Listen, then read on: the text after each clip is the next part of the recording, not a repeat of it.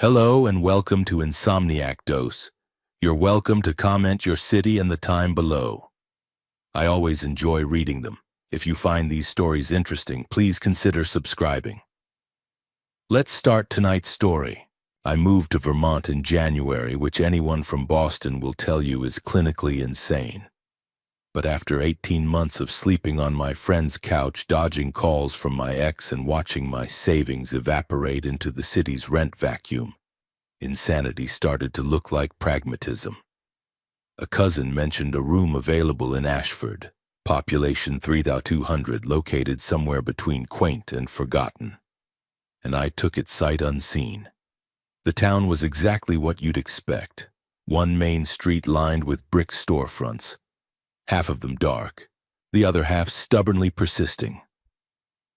There was a diner that closed at 7, a hardware store that seemed to sell mostly bird seed, and Hemlock and Hearth books wedged between a bakery with soap-filmed windows and a law office that looked like it hadn't seen a client since Carter was president.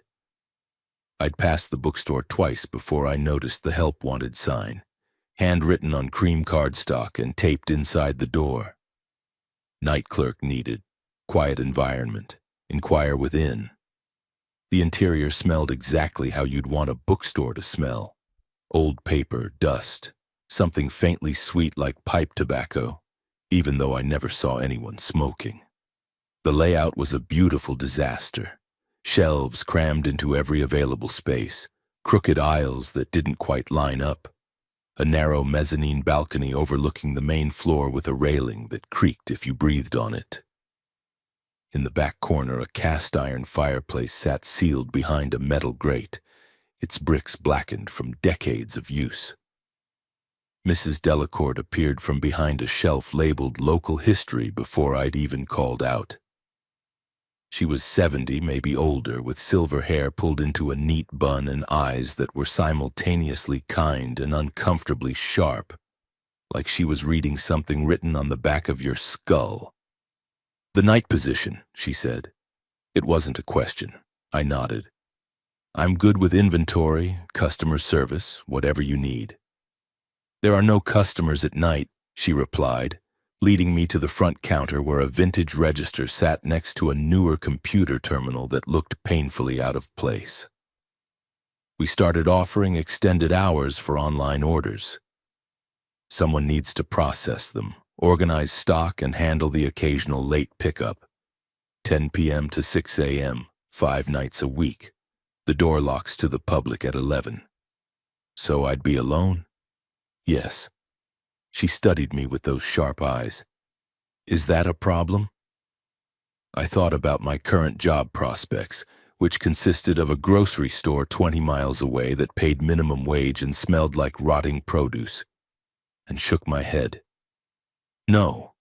Sounds perfect, actually. Quiet. I can read between orders."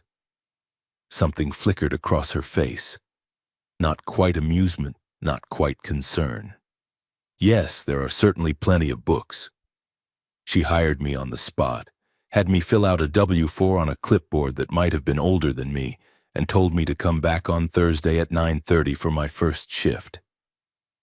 As I turned to leave, she opened a drawer behind the counter and withdrew a small laminated card, yellowed at the edges and cracked where it had been folded and unfolded too many times. "Before I forget," she said, handing it to me. "Night shift protocols." The card was an index card, the kind teachers used for vocabulary words covered in what looked like typewriter text. "Hemlock and Hearth, Night Clerk Rules. Rule 1. Lock the front door at 11 p.m. sharp. Do not open it for anyone after that, even if they claim to have forgotten something inside. Rule 3. If you hear footsteps in the history aisle after midnight, do not investigate. That section is closed at night. Rule 5. Do not read aloud from any book that does not have a price sticker. Rule 7. If you see a customer browsing after 1:30 a.m., ask them politely to leave. If they do not respond, return to the counter and do not speak to them again. I read it twice, waiting for the punchline.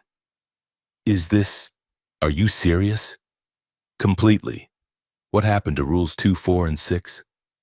They're no longer relevant. She folded her hands on the counter, watching me with an expression I couldn't quite parse. I know it seems unusual, Ava.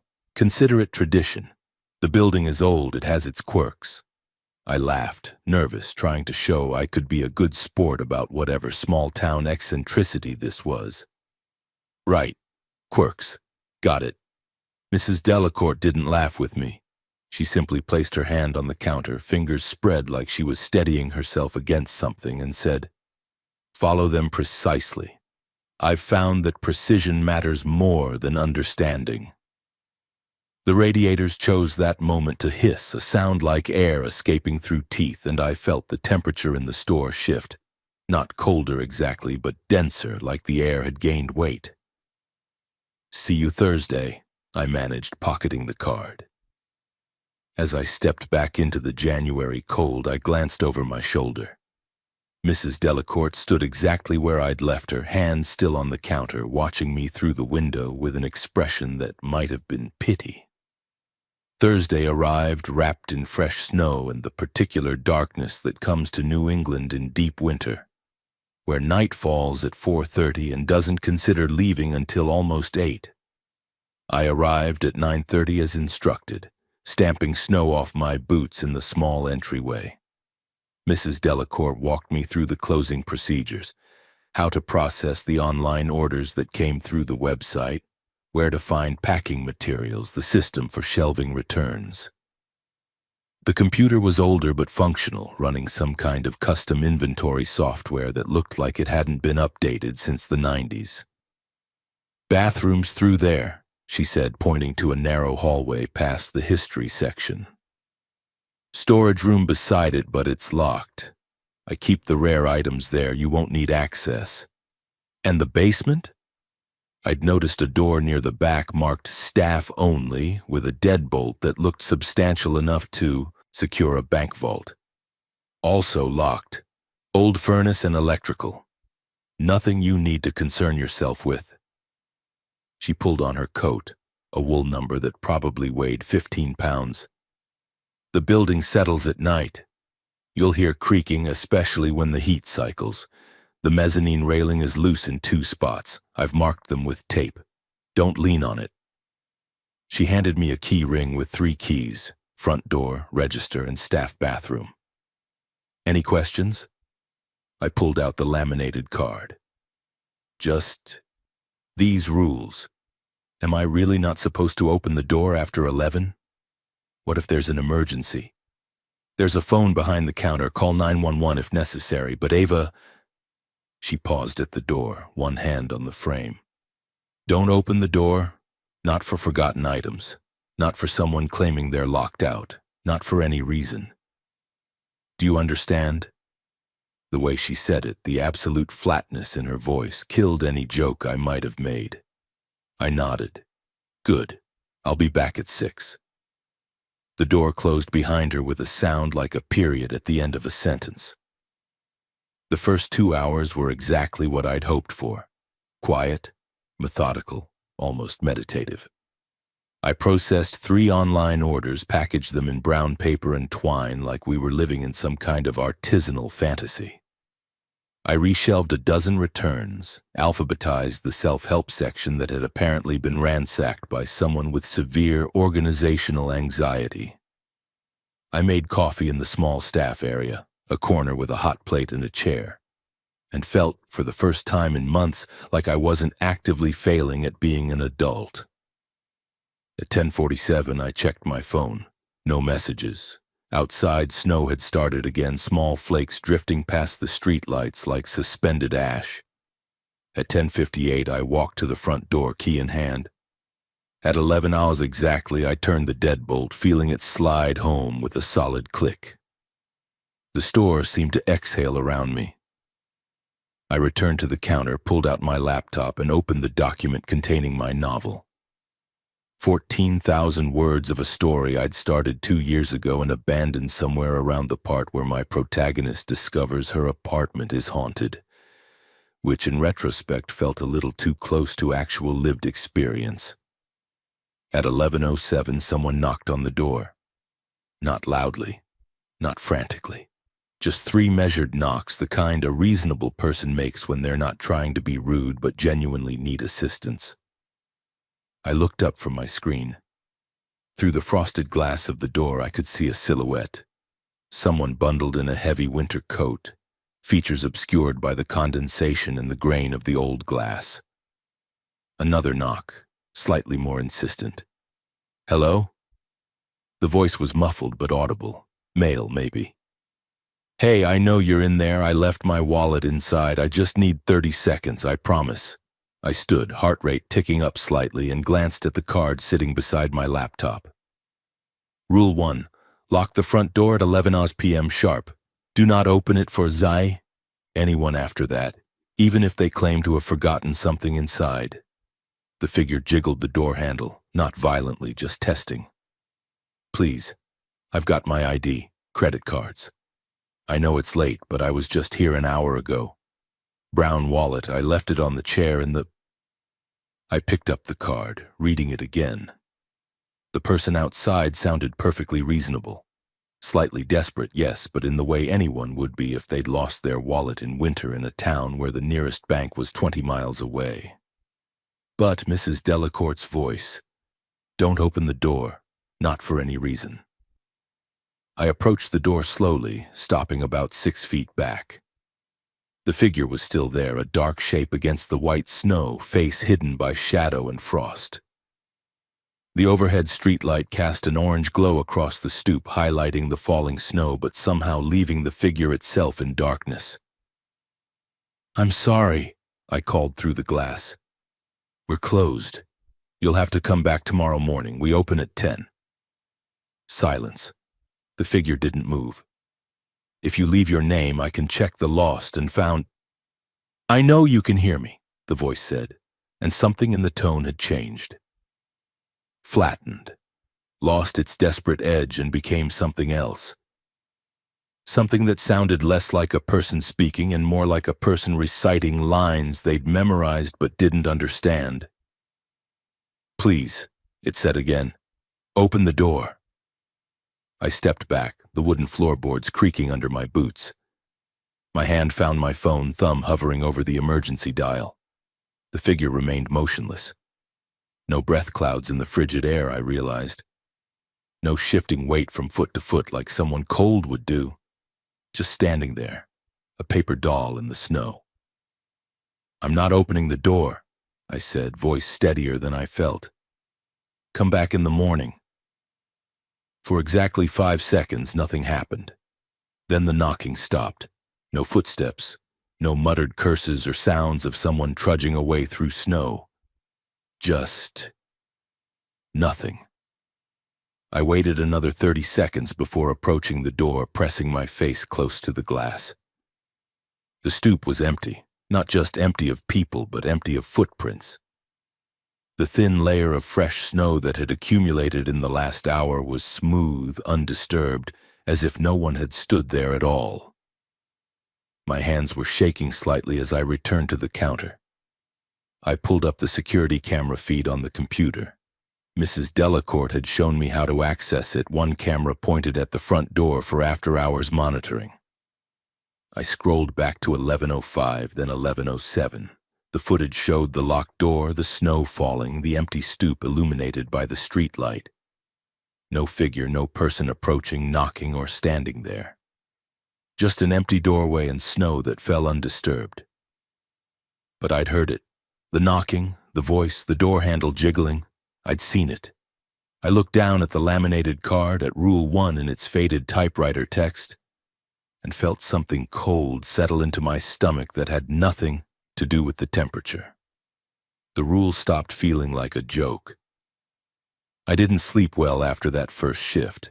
I'd gotten home a little after 6, climbing the stairs to my rented room as gray dawn light leaked through the windows, and laid in bed staring at the ceiling until my alarm went off at noon. Every time I closed my eyes, I saw that silhouette in the door, heard that flattened voice saying please like it was reading from a script. Mrs. Delacourt had seemed unsurprised by my fatigue when I came in for my second shift. She'd simply handed me a thermos of coffee, real coffee, the expensive kind, and said, "It gets easier. The first week is always the hardest." I wanted to ask what exactly was supposed to get easier, but something in her expression suggested I wouldn't get a useful answer. Instead, I accepted the coffee, tasted chicory and honey, and nodded my thanks. The Friday night shift began identically to the first. Lock the door at 11, process orders, reshelve returns. I kept the laminated rule card visible on the counter, glancing at it like a talisman. Outside, the temperature had dropped below zero, turning the world into something crystalline and hostile. The streetlights caught the frost on the windows, refracting it into strange geometric patterns. At 11:43, my phone buzzed. A text from Liam Chen, a local grad student I'd met at the diner my first week in town. He was studying folklore at the State University and had mentioned he sometimes helped Mrs. Delacourt with appraisals of rare books. "Still at the bookstore?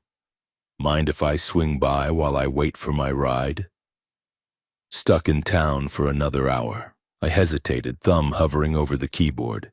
Then, "Doors locked after 11 store policy. I know the code for the staff entrance in back. Mrs. D lets me use it sometimes, just want to sit and read, won't bug you." That seemed reasonable. I knew Liam and had shared a booth and mediocre pie with him. He was harmless, enthusiastic about local history to the point of being tedious but friendly enough. "Fine. But I'm working, so no offense if I'm boring. You got it. 10 minutes." He arrived 12 minutes later, coming through the back hallway with snow in his hair and a backpack slung over one shoulder. Liam was 25, Korean-American, perpetually caffeinated, and currently wearing a jacket that looked like it had been designed for someone 3 sizes larger. "It's colder than a witch's." He stopped, grinning. "Well, appropriately cold for Vermont in January. How's your second night in the literary salt mines?" "Quiet," I said, which was technically true. "I'm still learning the inventory system." "Oh, that thing's ancient. I think it runs on DOS or something equally prehistoric." He dropped his bag on one of the reading chairs near the counter and looked around with obvious affection. "I love this place at night. It's like the books are sleeping." I couldn't tell if he was being poetic or weird. "Mrs. Delacourt gave you a rule card, too." His smile faltered slightly. "Rule card?" I held up the laminated index card. "Night shift protocols. Lock the door at 11. Don't investigate footsteps in the history aisle. Don't read from unstickered books, that sort of thing." Liam took the card, read it, and actually laughed. A genuine, delighted sound. "Oh, this is perfect. This is exactly the kind of thing she would do. Ava, you've been initiated into Vermont's favorite pastime, making up ghost stories to mess with people from the city. It's not real. Of course it's not real. Look." He gestured around the store. "Hemlock and Hearth has been here since the 1890s. It's old, it creaks, it probably has rats in the walls. Old ladies in small towns have exactly 2 hobbies: historical societies and making up atmospheric bullshit to spook the newcomers. It's like a rite of passage." I wanted to believe him. God, I wanted to believe him. "So you've never heard anything weird here? No footsteps, no strange customers?" "I mean, I've heard footsteps, sure. It's an old building, pipes expanding, wood settling, the whole 9 yards. He handed the card back. "Trust me, I study folklore for a living. I know the difference between genuine oral tradition and someone having a laugh. This," he tapped the card, "is affectionate hazing." The rational part of my brain, the part that had gotten me through 4 years of college and 6 years of administrative work in Boston, seized on this explanation like a life raft. Of course, Mrs. Delacourt seemed eccentric. Probably every new hire got the same treatment. The figure at the door had been real. Just someone who'd left before the camera's refresh rate caught them, or who'd approached from an angle the camera didn't cover. The lack of footprints was just the snow blowing around, filling them in. "You're probably right," I said, feeling the tension in my shoulders ease slightly. "I'm definitely right. Now, can I make myself tea in the back? I brought my own bag. I'm not a barbarian." "Go ahead." Liam disappeared into the small staff area. I heard him humming something tuneless, the sound of water running, the click of the hot plate. Outside, the wind picked up, rattling the old windows in their frames. The building creaked around us, ancient joints settling against the cold. At 12:17 a.m., I heard footsteps. They came from the history aisle, the section that ran along the back right corner of the store, shelves crammed with local histories, military memoirs, and what Mrs. Delacourt called her specialized collection. Measured footsteps, unhurried like someone browsing at a leisurely pace. I looked up from the computer where I'd been processing an order for 3 paperback mysteries. The history aisle was visible from the counter if I leaned slightly to the left, a narrow corridor of shelves disappearing into shadow. I couldn't see anyone. The footsteps continued. 4 steps, pause, 2 steps, pause. The rhythm of someone moving from shelf to shelf, scanning titles. Rule 3 surfaced in my memory.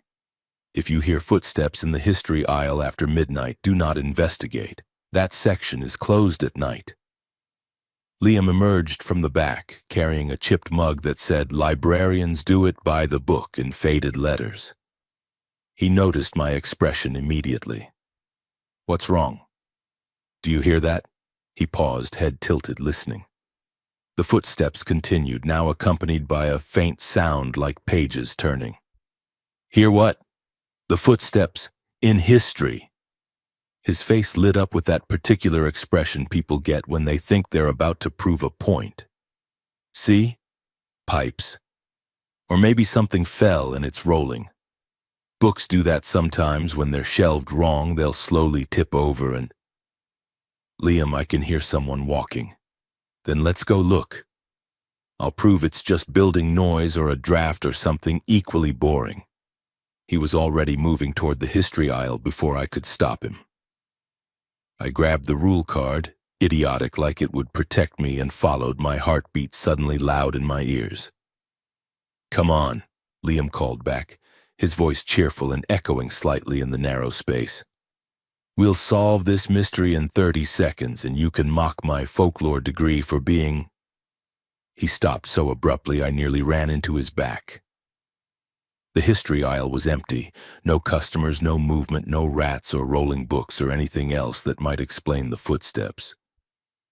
The shelves stretched back into shadow, perfectly still, the spines of books aligned neatly as Mrs. Delacour had left them. But on the floor about halfway down the aisle was a book. It lay open, face up, pages fluttering slightly as if caught in a breeze, except there was no breeze. The windows were sealed and the heating vents were in a different part of the store entirely. The pages moved anyway, turning themselves with a soft whisper sound that made something cold slither down my spine.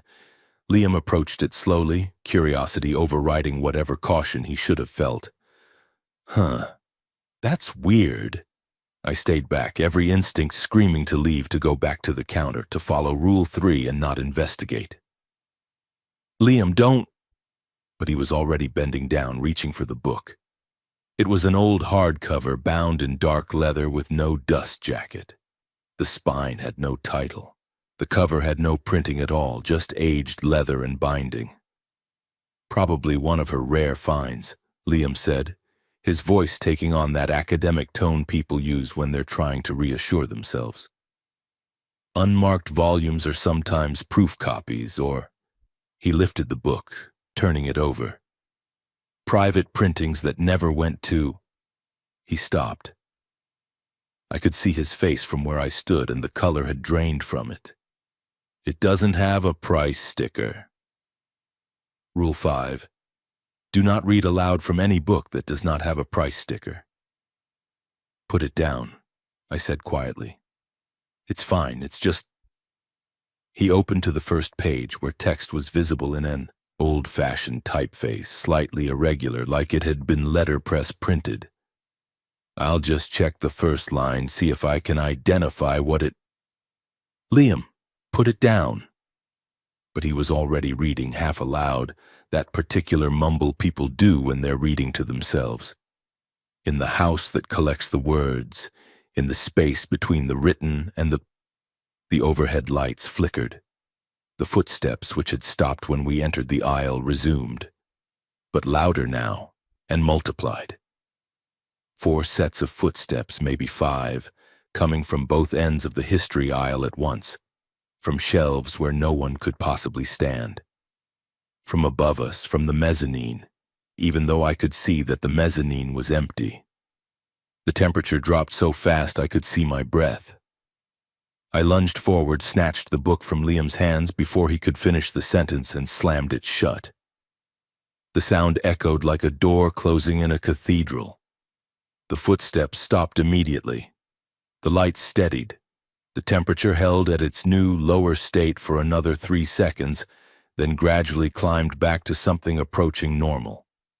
Liam stood frozen, the book now on the floor between us where I'd dropped it. His eyes were too wide, his breathing shallow and quick. What the fuck was that? I didn't answer. I was staring at the book, which now lay closed on the worn wooden floor, innocent and dormant. After a moment, I used my boot to slide it back toward the shelf, not wanting to touch it with my hands. "That's not pipes," Liam whispered. "That's not building noise. Ava, what the fuck was—" "We're leaving this aisle," I said, my voice coming out steadier than I felt. "Now." He didn't argue. We backed out together, keeping our eyes on the shadows, and didn't turn away until we'd reached the counter. Liam collapsed into one of the reading chairs, his tea forgotten, his backpack sliding to the floor unnoticed.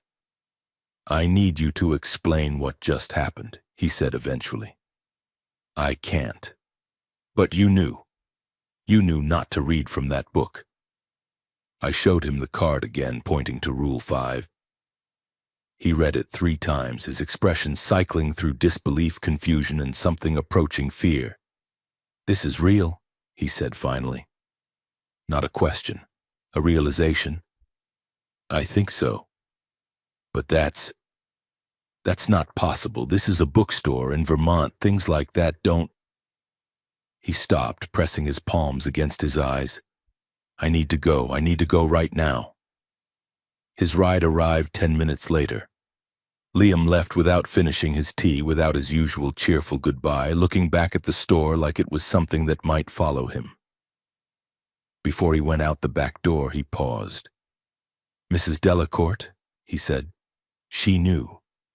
She knows what this place is." "Yes." "And she hired you anyway." "Yes." He nodded slowly, then stepped out into the cold. I returned to the counter, to the computer and the half-finished order and the laminated rule card that suddenly felt less like hazing and more like a survival guide. The store settled around me with its creaks and hisses, and somewhere in the history aisle I thought I heard a book fall from a shelf. A soft thump, like something giving up or giving in. At 6:03 a.m., as I was packing up, my phone buzzed with a text from Liam's roommate. "Did Elle seem okay to you? Called in sick to his TA gig, says he has a migraine and keeps hearing footsteps in his apartment." I stared at the message for a long time before responding. "Tell him to rest. It'll pass." I didn't know if that was true, but I'd followed the rules mostly, and I was fine. Mostly. Liam didn't respond to my texts for 3 days. His roommate said he was taking a mental health break, which I assumed meant he was avoiding anything connected to Hemlock and Hearth. I didn't blame him. I'd spent my own days off researching the bookstore, or trying to. The local library had a small historical collection, but most of it focused on the town's timber industry and railway connections.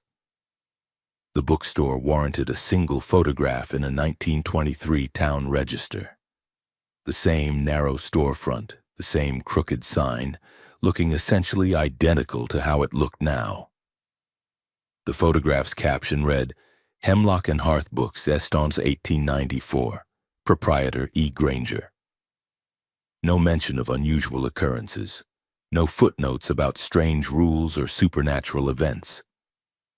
Just a bookstore that had persisted through depression and war and digital revolution, somehow still standing when half the town had folded. I returned to work on Tuesday feeling no more informed but significantly more uneasy. Mrs. Delacourt was locking up the register when I arrived, pulling on her heavy wool coat with methodical precision. "How was your weekend, Ava?" "Fine," I lied. "Quiet." "Liam called," she said, not looking at me. "He wanted to know if we had records of previous employees, specifically night shift clerks." "What did you tell him?" "That personnel records are confidential." She picked up her purse, a practical leather bag that looked military grade. "He also asked if I knew what the house that collects words meant." My stomach dropped. "That's what was in the book, the one without a sticker." "Yes, I know."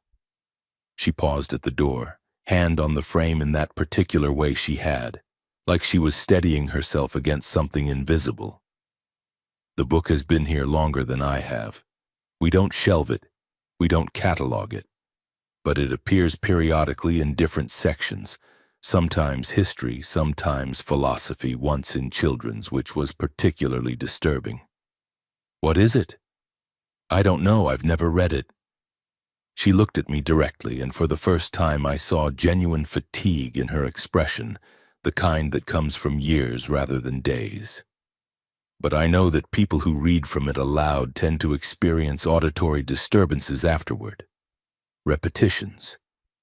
As if the words are trying to finish being spoken." "How long does it last?"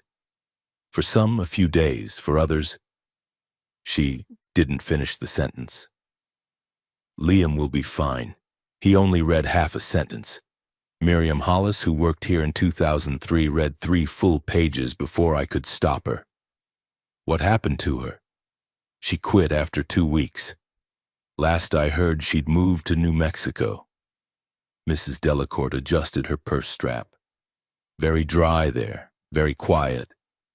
I imagine she appreciates that." The door closed behind her with that same definitive sound, and I was alone with the books and the rules and the growing certainty that I'd taken a job in something that used to be a bookstore but had become something else through sheer accumulation of years and words and whatever fed on both. The shift went smoothly until 12:34 a.m., when I decided to investigate the back room. It wasn't technically against the rules. The laminated card said nothing about staff areas, but Mrs. Delacourt's vague warnings about not needing access to certain spaces had lodged in my brain like a splinter. The back hallway was narrow, wood-paneled with 3 doors, bathroom unlocked, storage room locked, and basement locked and deadbolted like it contained the nuclear codes. I tried the storage room first, more out of curiosity than genuine investigative intent. The knob didn't turn, but beside the door, tucked on a high shelf behind a stack of shipping boxes, I found a cardboard file box labeled Staff MISC in faded marker. Inside, chaos index cards, dozens of them covered in different handwriting. Some typed, some handwritten, some printed on dot matrix printers that hadn't existed since the 90s. They were dated mostly with names attached. "Don't reshelve anything that moves on its own. If a book falls off the shelf while you're holding it, leave it on the floor until morning." Marcus, 1987.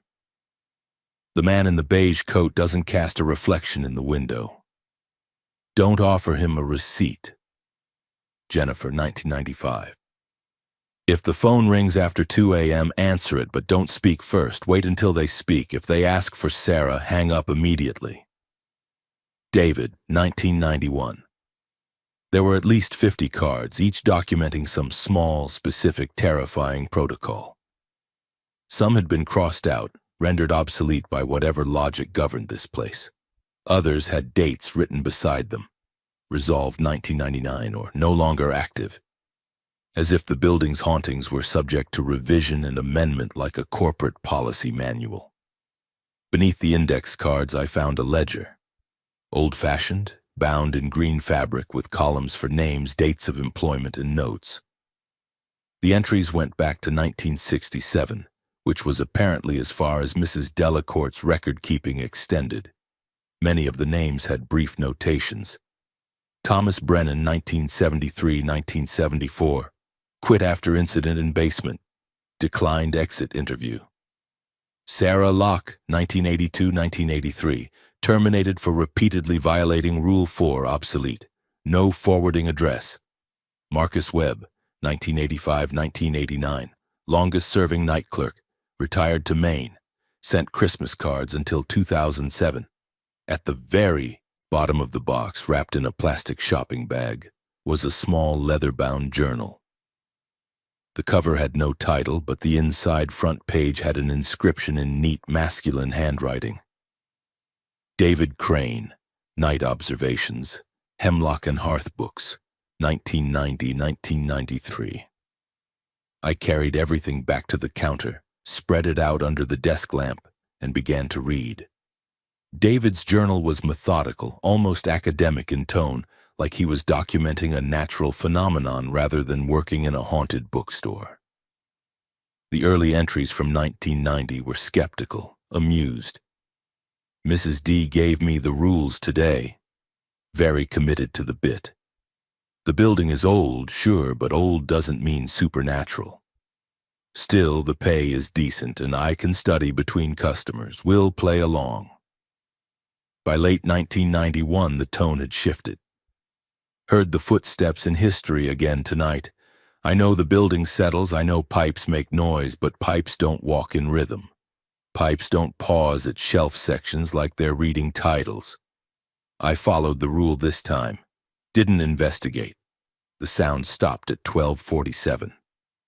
1992 brought more detailed observations. The customer who doesn't cast a reflection came in again. Beige coat, as mentioned in Jennifer's card. He asked for a book on local genealogy. I processed the sale normally, didn't offer a receipt as instructed. When he left, I checked the register tape. The transaction isn't recorded, no sale, no inventory adjustment. As if it never happened. But the book is gone from the shelf. Found another book without a price sticker today, shelved in philosophy. Dark green cover, no title, didn't touch it. Used a ruler to push it to the back of the shelf, where no one will see it. These books are like landmines. The entries from late 1992 and early 1993 became increasingly focused on the building itself. I've been mapping the store, measuring. The dimensions don't add up. From the outside, the building is approximately 35 feet deep. But if you measure the main floor plus the back hallway plus the locked storage room, you get at least 42 feet. Where are the extra 7 feet? I asked Mrs. D. She said, some spaces don't need to be measured. That's not an answer. The basement door has been deadbolted since before I started working here. Tonight I put my ear against it. There's air movement on the other side. Not wind, breathing. Slow, patient breathing like something large and sleeping. This building isn't just old, it's occupied. Miriam started last week. Nice woman, graduate student, needs the money. I showed her the rules. She laughed the same way I did 3 years ago. I wanted to warn her more seriously, but what would I say? The store is alive and it's learning how to use us? She'd think I was insane. Maybe I am. Miriam read from the unstickered book tonight. I tried to stop here, but she'd already finished the first paragraph before I reached philosophy. Now she says she hears her own voice reading the passage back to her when she's alone. It follows her between the shelves. Mrs. D says it will fade in a few weeks. I don't think Miriam will last a few weeks. The final entry was dated March 14, 1993. I'm giving my 2 weeks' notice tomorrow. This job has taught me that there are places where the boundaries between story and reality have worn thin through repetition. Books are spells, words are instructions. And this building has been collecting both for over a century. The thing in the basement isn't sleeping anymore. I can hear it moving at night, shifting against the door like it's testing the lock. Mrs. D says it's always been there, that it's part of why the store exists in the first place, to contain it, to feed it stories so it doesn't go looking for them elsewhere. I don't know if I believe that, but I know I can't stay here. The longer you work nights at Hemlock and Hearth, the more it knows about you. And what it knows, it can use. To whoever finds this, follow the rules, don't read the journal to the end, and for God's sake, don't try to understand what this place is. Understanding makes you complicit. Ignorance might keep you alive. I closed the journal with shaking hands. Outside, the wind picked up, rattling the windows. The building creaked around me, floors, walls, ceiling, like something settling into a new position. At 1:17 a.m., a book fell from a shelf in the children's section with a sound like a door closing. I didn't investigate.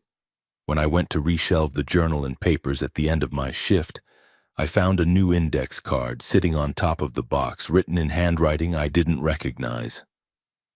If you read too much about what the store is, it will start reading about you. David, 1993. The card hadn't been there when I'd opened the box. I put everything away, locked the front door at 6:05 a.m., and drove home with the heat in my car turned up as high as it would go, trying to stop shivering. Mrs. Delacourt was right. Understanding didn't help. It only made the fear more specific. I didn't tell Mrs. Delacourt that I'd found David's journal.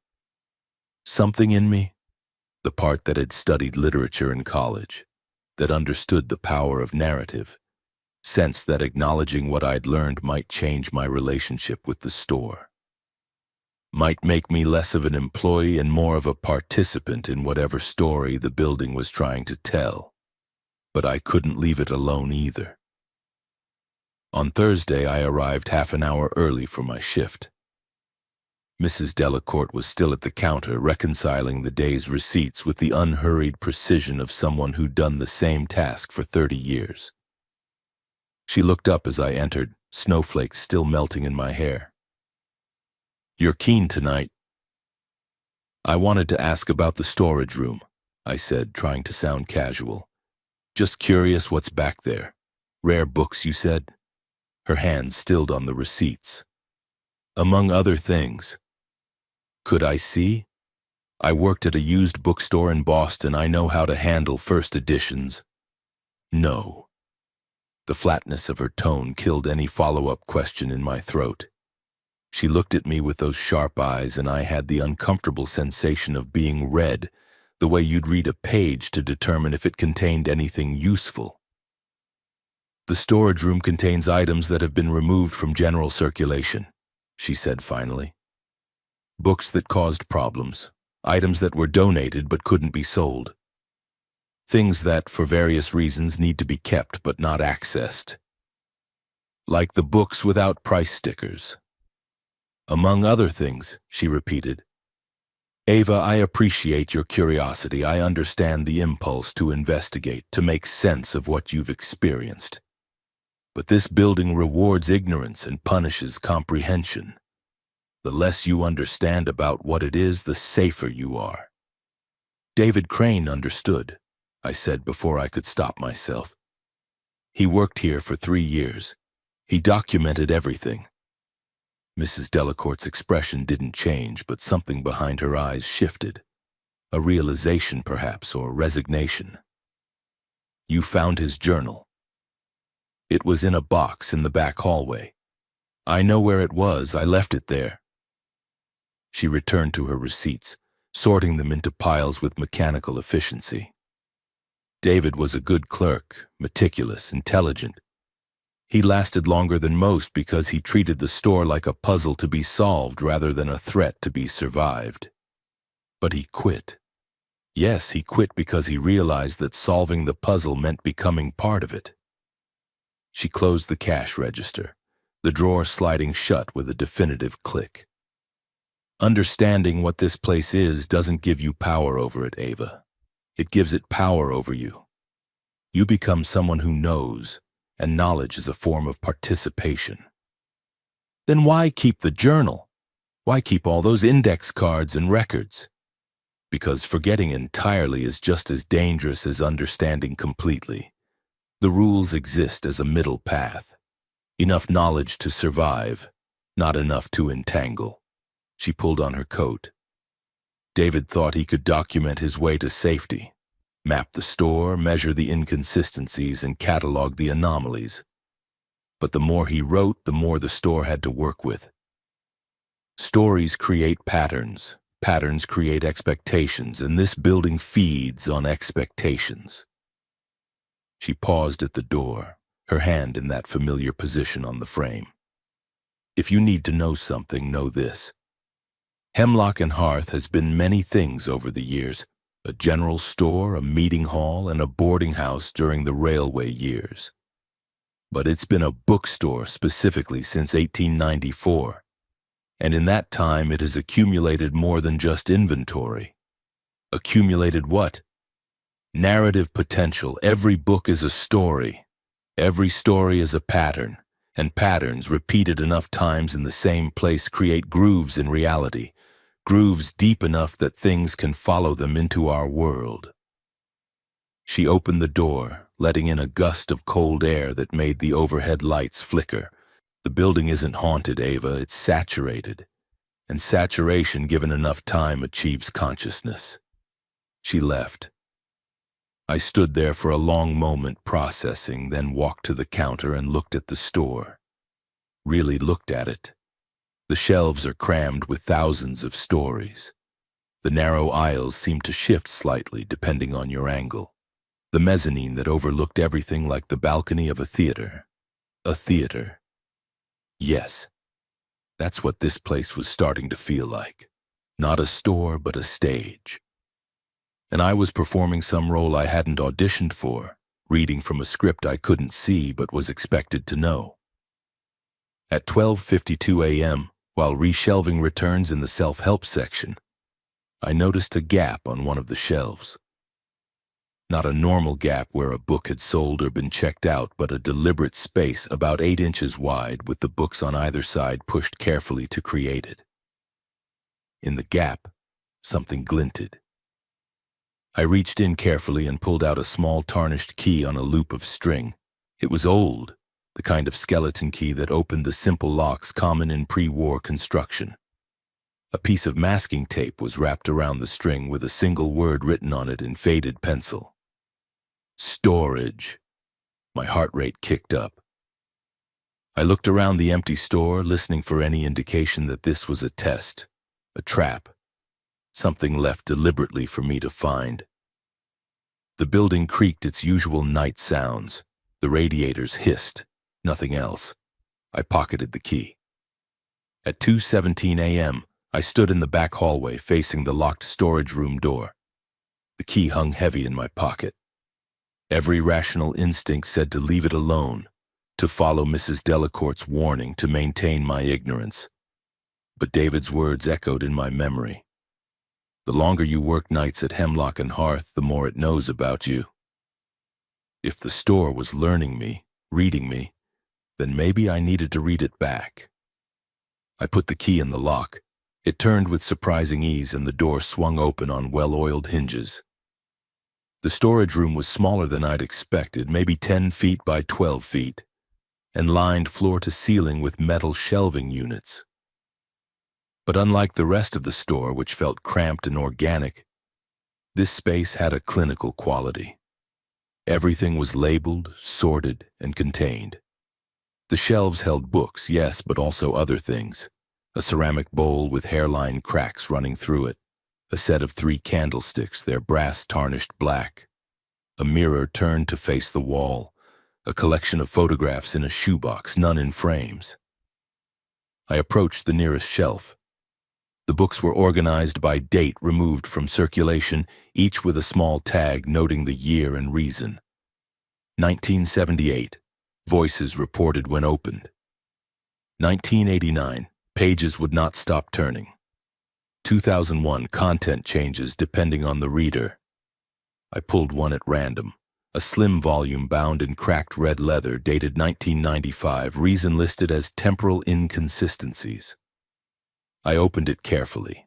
It was a novel, or the beginning of one in German. The handwriting was ornate, 19th century, the kind done with a steel nib pen. But as I watched, the text began to shift. Not dramatically, not all at once, but letter by letter, word by word.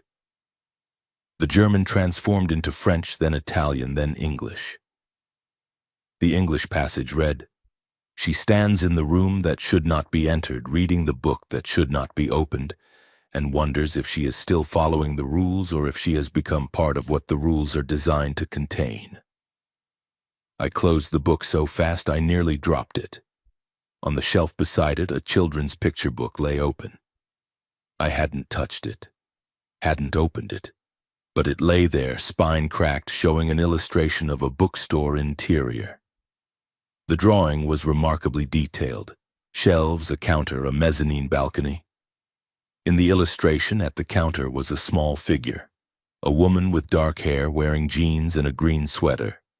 I was wearing a green sweater. As I stared, the illustrated figure moved.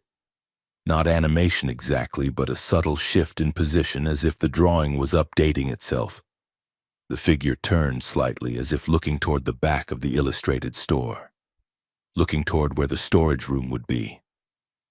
I stumbled backward, hit the doorframe, and forced myself to look away from the book. My breathing was rapid, shallow, the kind that precedes panic. The clinical organization of the room suddenly felt less like preservation and more like containment. These weren't just problematic books, they were active ones, ongoing ones. Stories that hadn't finished being told and were using whatever means available to continue. On the top shelf, I noticed a ledger identical to the one I'd found with David's journal. This one was labeled Incidents, Supplementary. I pulled it down, hands shaking, and flipped through it. The entries documented events that the main ledger had only hinted at. August 12, 1973, Thomas Brennan entered the basement despite repeated warnings. Found 3 hours later at the front door with no memory of intervening time. Reported smell of soil and old paper. Quit immediately. March 3, 1982, Sarah Locke began answering questions no one had asked. When pressed, she claimed she could hear what the store wanted to know. Terminated after she attempted to catalog customers instead of books. November 18, 1989. Marcus Webb reported seeing himself shelving books in history aisle while simultaneously standing at the counter. Doppelganger did not acknowledge him. Phenomenon lasted 7 minutes before other Marcus turned a corner and disappeared. January 27, 2003, Miriam Hollis completed reading 3 pages from the unstickered volume before intervention. Subsequently reported hearing the passage recited in her own voice during all waking hours. Frequency decreased over 6 weeks but never fully ceased. Relocated to New Mexico for climate reasons. The most recent entry was dated 2 months before I'd been hired. October 4th. The previous night clerk, Emma Stiles, failed to lock door at 11:00 p.m. due to distraction. Customer entered at 11:07, browsed for approximately 15 minutes, made no purchase. Review of security footage shows no customer on the recording. Emma reported customers felt wrong, like they were practicing being a person. The clerk resigned the following morning. Position vacant. I was the replacement for someone who'd quit because they'd let the wrong thing inside. A sound made me look up. The children's book on the shelf, the one with the illustration of the bookstore, had turned a page on its own. The new page showed the same bookstore interior, but now the illustrated figure was no longer at the counter. She was in a back room surrounded by shelves holding a book. The perspective of the drawing made it clear. I was looking at an illustration of myself, in this room right now. And in the illustration behind the figure in the doorway was a shadow, tall, indistinct, but definitely present. I spun around. The doorway was empty. I looked back at the book. In the illustration, the shadow had moved closer to the figure. I didn't wait to see what happened next. I dropped the ledger, stepped out of the storage room, and locked the door behind me with shaking hands. The key went back in my pocket, and I returned to the counter where the lights were brightest and the sight lines were clearest. For the rest of the shift, I didn't move from that spot. At 5:47 a.m., as dawn began to gray the windows, I checked the children's section on my way out. The picture book was back on the shelf, properly positioned, spine out. I pulled it carefully. It was a normal book, a story about a rabbit who lost his mittens. The illustrations were simple watercolors, nothing resembling a bookstore. No figure in a green sweater, no shadow in a doorway. But tucked between the pages, I found a single index card, written in handwriting I now recognized as David's. The storage room shows you what you're becoming if you stay too long. Whatever you saw, that's your future if you don't quit. DK. I left the card where I found it, reshelved the book, and walked out into the February cold, feeling as if I'd just received a warning from someone who'd escaped with his life. I didn't sleep after that shift. I drove home as the sun rose over frozen fields, went up to my room and sat on my bed fully clothed, staring at the wall and trying to decide if I was brave enough to quit or foolish enough to stay. The money was good. Better than anything else I'd find in Ashford or the surrounding towns without a significant commute. But money didn't matter much if you were slowly being absorbed into a sentient building's collection of stories. At 2 p.m., I called the bookstore. Mrs. Delacourt answered on the third ring, her voice crisp and businesslike. Hemlock and Hearth books. It's Ava. I need to talk to you before my shift tonight. A pause. You found the storage room. How did you... I stopped. Of course she knew. Either the store told her or she'd left the key for me to find, or she'd simply predicted the inevitable progression of curiosity to trespass. Yes, I found it. Come in at 9 instead of 9:30, we'll talk. She hung up before I could respond. When I arrived that evening, the store was dark except for a single lamp on the counter and the warm glow from the sealed fireplace, which shouldn't have been glowing at all since it was permanently closed. But the light was there, casting dancing shadows across the philosophy section like something was burning inside those sealed bricks. Mrs. Delacourt sat in one of the reading chairs near the counter, hands folded in her lap, looking older than I'd ever seen her. Smaller somehow, as if the building's weight was resting directly on her shoulders. Sit, she said, gesturing to the chair across from her. I sat. For a long moment, neither of us spoke. Outside, snow had started again, small flakes that clung to the windows like they were trying to see inside. I knew you'd find it eventually, Mrs. Delacourt said finally. The storage room. Curiosity is a job requirement in a way. Someone who never questions, never investigates, they don't last long either. They miss important details and violate rules out of carelessness rather than intention. The store prefers employees who are paying attention. So you wanted me to find it? I wanted you to choose whether or not to look. There's a difference. She shifted in her chair, the wood creaking beneath her. Every night clerk eventually faces the same decision. Accept the rules as arbitrary survival mechanisms, or seek to understand what they're protecting you from. Those who choose ignorance either quit within a few weeks or settle into a kind of resigned acceptance. Those who choose understanding either become too entangled to leave safely, or they learn just enough to know they should run. David ran. David survived. Marcus Webb survived, though he moved to Maine and, according to his Christmas cards, refused to enter any building older than 20 years for the rest of his life. Jennifer Carver survived by adopting a strict policy of aggressive skepticism about everything she experienced here.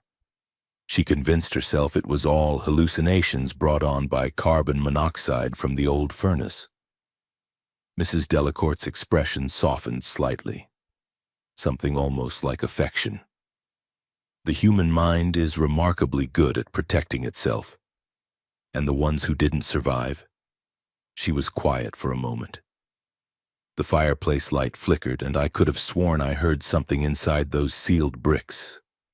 Not fire exactly, but the whisper of pages turning, of words being read in a voice too low to distinguish.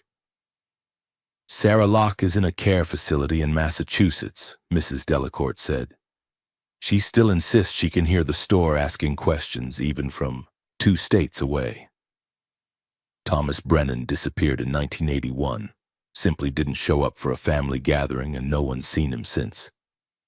His sister thinks he went west to start over, but I received a postcard from him 3 years after he vanished. No return address, postmarked from here. From Ashford. It said, "Still in the stacks, can't find the exit." My skin went cold. "You think he's still here? In the building?" "I think the building has more rooms than we can access. More floors, more basements, more storage areas that exist in the space between what is and what's written. And I think that people who violate certain rules, the important ones, the ones that aren't on any card, sometimes find themselves in those other spaces." She looked at me directly. "You asked me what this place is. I'll tell you what I believe, but belief isn't the same as knowledge, and knowledge, as I've warned you, is dangerous here." I nodded, not trusting my voice. "This building has been a repository for stories since before it was a bookstore. When it was a meeting hall, people gathered here to share news, gossip, and plans. When it was a boarding house, residents would sit in the common room and tell stories to pass the winter nights. Ghost stories, war stories, tales brought from other countries by railway workers. Every story told in a space leaves a residue like smoke staining a ceiling. In most places, that residue fades, but some structures, by virtue of age or materials or something in their fundamental architecture, absorb stories instead of releasing them." She gestured around us at the shelves and books and narrow aisles. By 1894, when Edmund Granger converted this building into a bookstore, it was already saturated. Already conscious in a way, though consciousness might be the wrong word. It was attentive. And then he filled it with books, thousands of stories, tens of thousands, all arranged and categorized and shelved with care. Each book has a narrative pattern. Each pattern reinforces the others. Over decades, the boundaries between the stories on the shelves and the story of the building itself began to blur. So the store is what? Alive? "The store is a text," she said. "A story that's been writing itself for over a century, using employees and customers and books as its words. It doesn't want to harm you exactly, it wants to include you. To make you part of its narrative continuity. And the more you understand about what it is, the easier it is for it to write you into its pages." The implications of that settled over me like cold water. The illustration in the children's book, that was it, showing me my role in its story. "Yes, you're a character now, Ava. The question is whether you're a main character, a supporting role, or a cautionary tale in the margins." She leaned forward, her sharp eyes catching the firelight. "The rules exist to keep you from becoming too central to the narrative. As long as you follow them, you remain an observer, an employee, someone who works here but isn't of here. The moment you break a rule, you start participating. And participation is how it writes you in permanently. Why do you stay?" The question came out more accusatory than I'd intended. "If you know all this, If you've seen people disappear or go crazy or get trapped, why are you still here? Mrs. Delacourt smiled, but there was no humor in it. Because someone has to be the keeper. Someone has to maintain the rules, update them when patterns change, and guide new employees through the first dangerous weeks. If I leave, if there's no one who understands even partially what this place is, then it will simply consume whoever works here with no warning, no protection. The rules are a mercy, Ava. They're the accumulated wisdom of everyone who survived long enough to document a pattern. But you said understanding makes you complicit. It does. I've been complicit for 34 years. I've fed it stories by running a bookstore. I've fed it employees by hiring people like you. I can't leave because I'm too deeply written in. I'm the guardian now, the keeper of rules, the weary witness who warns the protagonist. That's my role in its narrative, and I've played it so long that I'm not sure I exist independently anymore. She said this with no self-pity, just a flat acceptance that was somehow more disturbing than fear would have been. That's insane. Yes, but it's also true. Both things can exist simultaneously here. That's the nature of a place where stories have worn reality thin. She stood, smoothing her skirt. You have a choice to make, Ava. You can quit, tonight, right now. Walk out and don't come back. The store will be disappointed, but you haven't been here long enough to be essential to any major plot threads. You'll have nightmares for a while, maybe a few months of being unable to enter bookstores without feeling watched.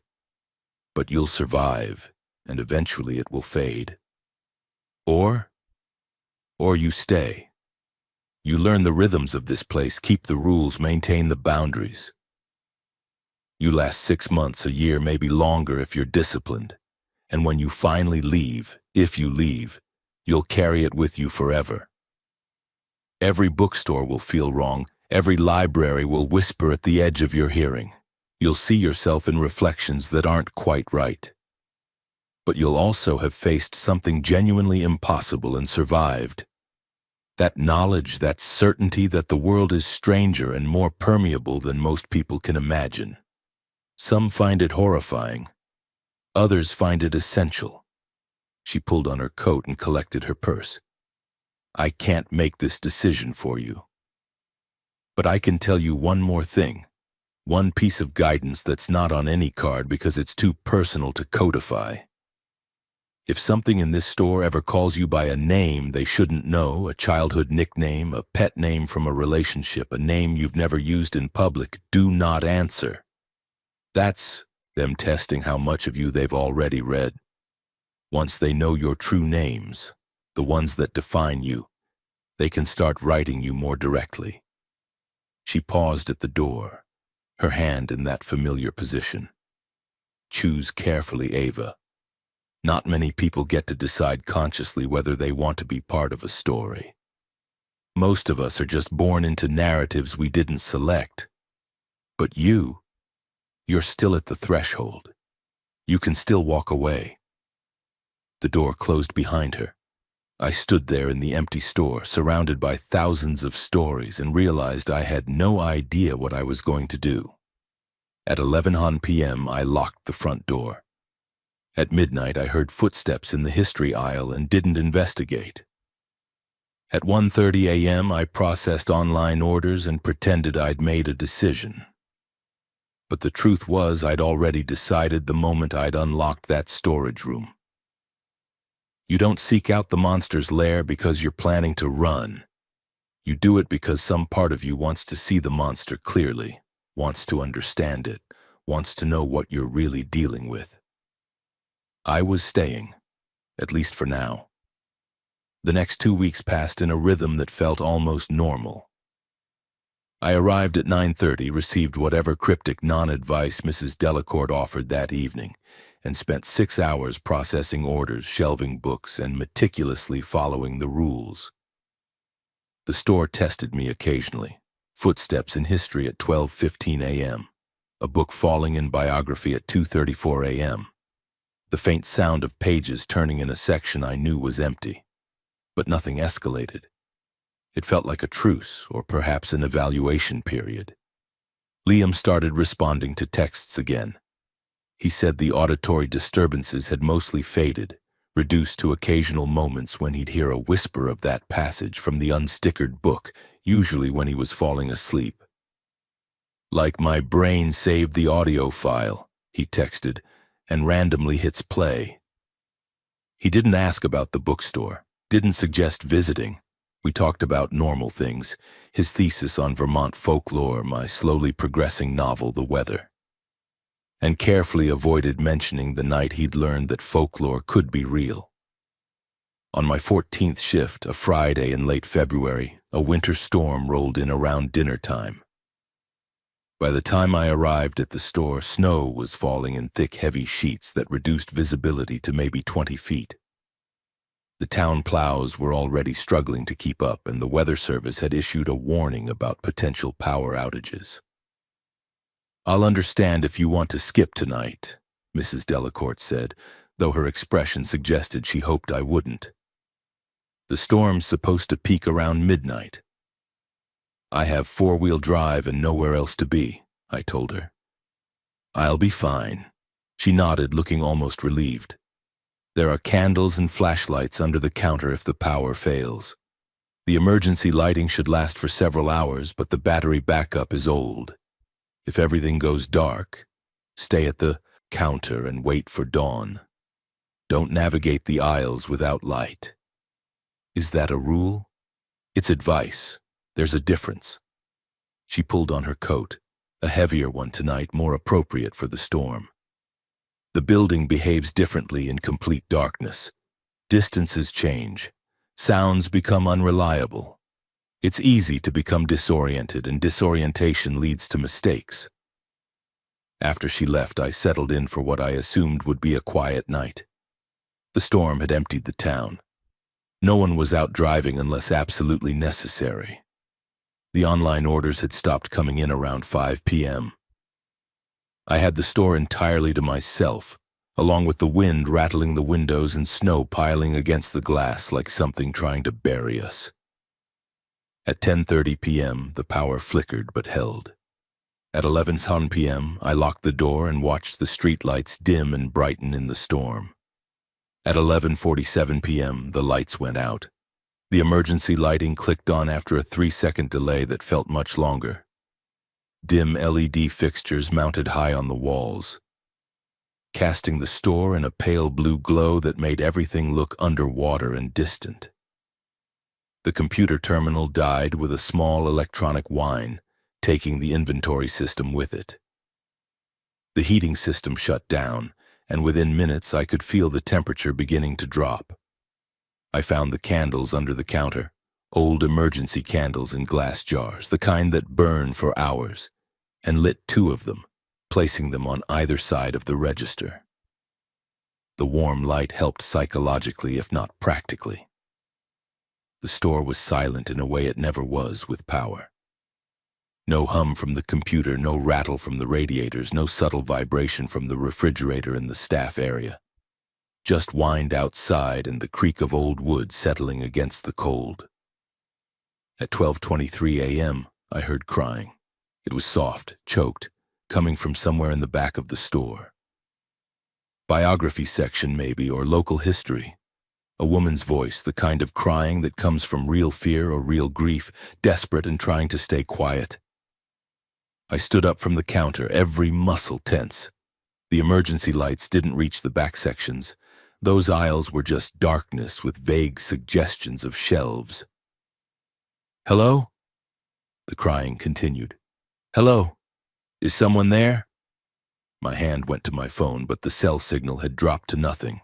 The storm, probably, or the old building's thick walls. I picked up one of the flashlights from under the counter, testing it. The beam was strong, steady. "Please," the voice called, still crying.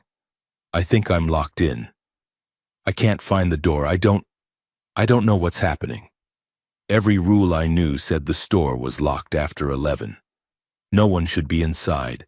No customers could have hidden or fallen asleep because there hadn't been any customers during the last hour before closing. I'd been at the counter the entire time and would have seen anyone enter. But what if someone had come in earlier, gone to the bathroom or the back sections, had some kind of medical episode? What if there was actually someone hurt or confused, trapped in the dark? What if this was the one time the paranormal bullshit wasn't active and I let a real person suffer because I was too afraid to investigate? "I'm Staff," I called out, my voice echoing slightly in the dead air. "I'm going to come help you, okay? Keep talking so I can find you." I moved away from the counter, flashlight cutting a path through the darkness.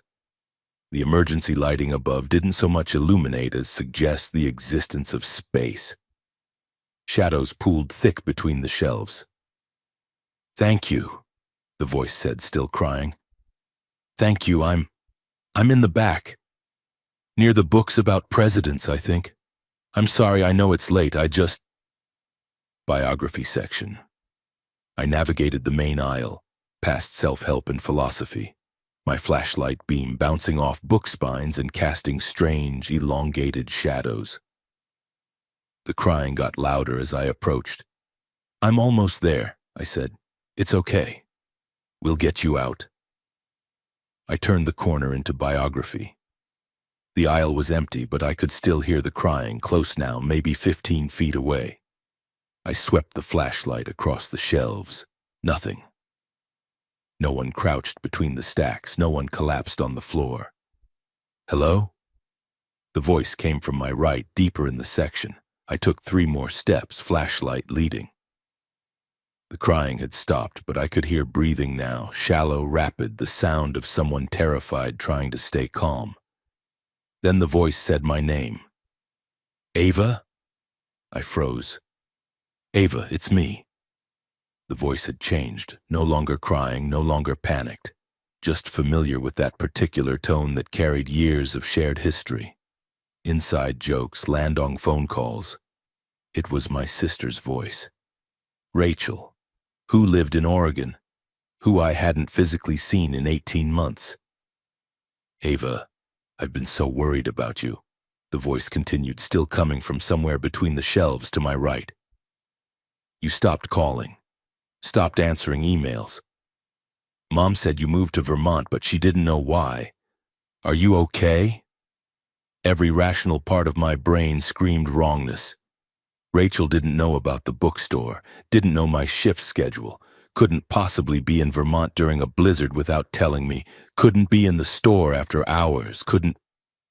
But the voice was perfect. The exact inflection, the slight rasp she got when emotional, the way she always said my name with a slight rise at the end like it was half a question.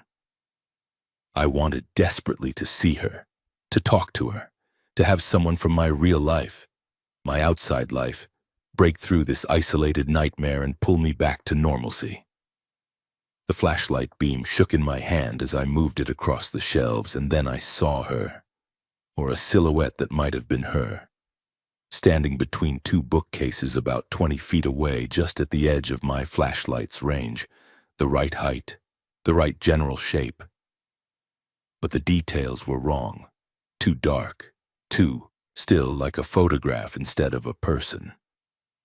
"I came all this way," the voice said, and now I could see the figure's mouth moving, or something that looked like a mouth moving. I was so worried. "Come here, let me see you. Let me make sure you're okay." Rule 7 surfaced in my memory. If you see a customer browsing after 1:30 a.m., ask them politely to leave. If they do not respond, return to the counter and do not speak to them again. It wasn't 1:30 yet, but the principle was the same. Customers who shouldn't exist, who violated the basic physics of how someone could be in the store, were not to be engaged. But this wasn't a customer.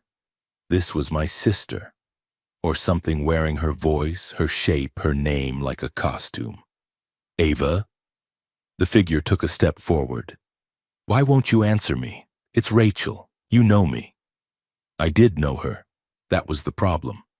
I knew Rachel well enough to recognize that this thing sounded exactly like her. Too exactly. It had recorded every conversation we'd ever had and learned to replicate her speech patterns perfectly. Like it had read her somehow, the way Mrs. Delacourt said the store read its employees. And if it had read Rachel, my sister who'd never been to Ashford, who had no connection to Hemlock and Hearth, then it must have read her from me. From my memories, my attachments, the things I carried that defined my emotional landscape.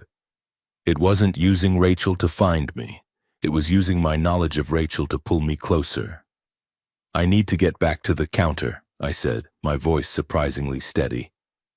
"I left something important there." "Don't go." The figure's voice changed. Still Rachel's, but colder now, more insistent. "We haven't talked in so long. Don't you miss me? Don't you want to see your sister?" I was already backing away, keeping the flashlight pointed at the figure but not looking directly at it. Looking at it would make it more real, would cement it in my perception as something that actually existed rather than something the store was projecting. "I'll come back," I lied. "Just let me get my phone. I want to take a picture of us." "You don't need your phone, Ava." The voice was still Rachel's, but the emotional coloring was off now, too flat, too rehearsed. "Just come here. Let me see you. Let me—" I turned and walked quickly back toward the main aisle, not running because running felt like prey behavior, like an invitation to chase. The figure didn't follow. Or if it did, it made no sound. Behind me, I heard something that might have been footsteps or might have been books falling from shelves. Then Rachel's voice again, but this time it was coming from everywhere at once, from the walls and ceiling and floor. "That's all right. I'll wait until you're ready." I made it back to the counter, set the flashlight down with shaking hands, and stood in the small circle of candlelight trying to remember how to breathe normally. The store felt larger in the darkness, the aisles stretching back into impossible distances. The emergency lights flickered once, making the shadows jump. I didn't go back into the aisles for the rest of the shift. At 3:47 a.m., my phone suddenly regained signal and buzzed with a text from Rachel. Real Rachel in Oregon, 3 time zones away. "Weird dream about you tonight. You were in a dark library and something was calling my name. You okay?" I stared at the message for a long time before responding. "I'm fine. Just working late. Miss you." The connection between us, the one the store had used to craft its lure, apparently went both directions.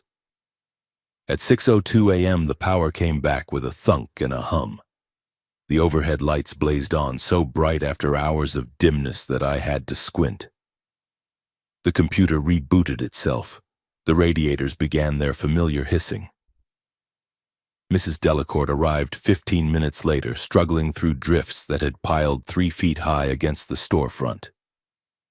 She took one look at my face and said, "It used someone you love." I nodded. "But you didn't follow it. You didn't speak to it after you realized what it was." "I told it I'd come back." "That doesn't count. Lying to it is allowed, expected even." She began her morning routine, checking the register, organizing receipts, with the calm efficiency of someone for whom my near disaster was simply Tuesday. The store learns us by reading our emotional attachments. The longer you work here, the more it understands about what matters to you. Usually it starts with acquaintances, co-workers, people on the periphery. Using immediate family means it's accelerating.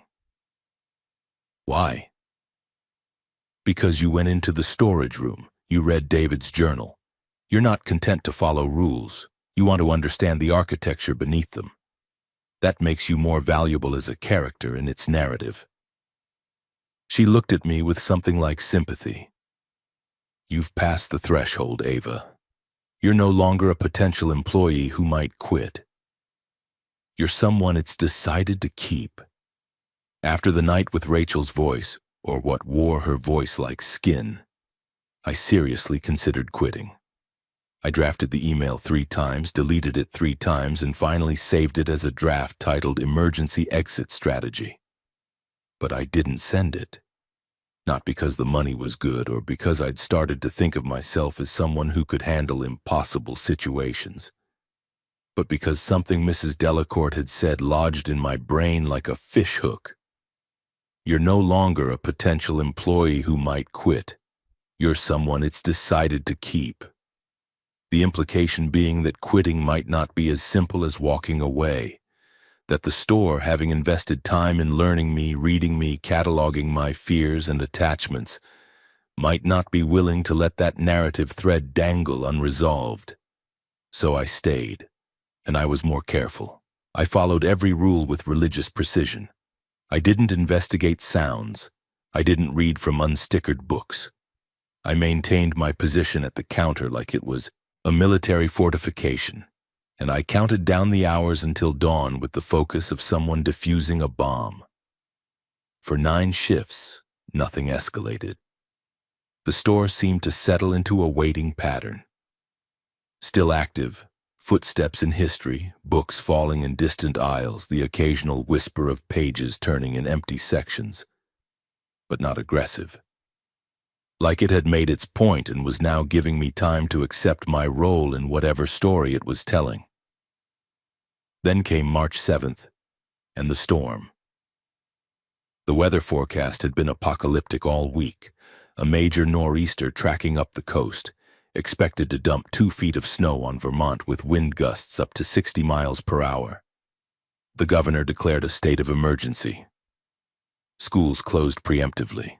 The grocery store was ransacked by people stocking up on bread and milk as if we were facing the end times rather than a bad Tuesday. Mrs. Delacourt offered to close the store for the night. No one will be out in this, no deliveries, no online orders that can't wait. You'd be sitting in an empty building during a blizzard, and if the power fails, I'll be fine, I said with more confidence than I felt. I've got flashlights, the emergency lighting, my phone's charged. If it gets bad, I'll leave early. She studied me with those sharp eyes that always seemed to read 3 layers deeper than the surface. You want to be here, during the storm, when the building will be most active. It wasn't a question, but I answered anyway. I need to know what happens when it's fully unleashed, when there are no customers, no delivery people, no possibility of normal interruptions, just me and whatever this place is. That's the kind of thinking that trapped David Crane, the kind that made Sarah Locke start hearing questions no one asked. I'm not trying to understand it, I'm trying to face it. The distinction felt important, though I wasn't entirely sure I could articulate why.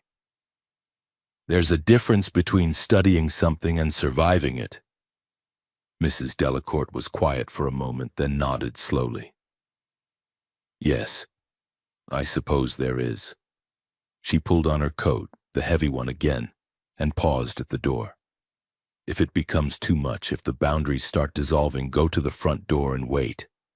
Don't go deeper into the store. Don't try to hide in the back rooms. The front door is the threshold, the liminal space.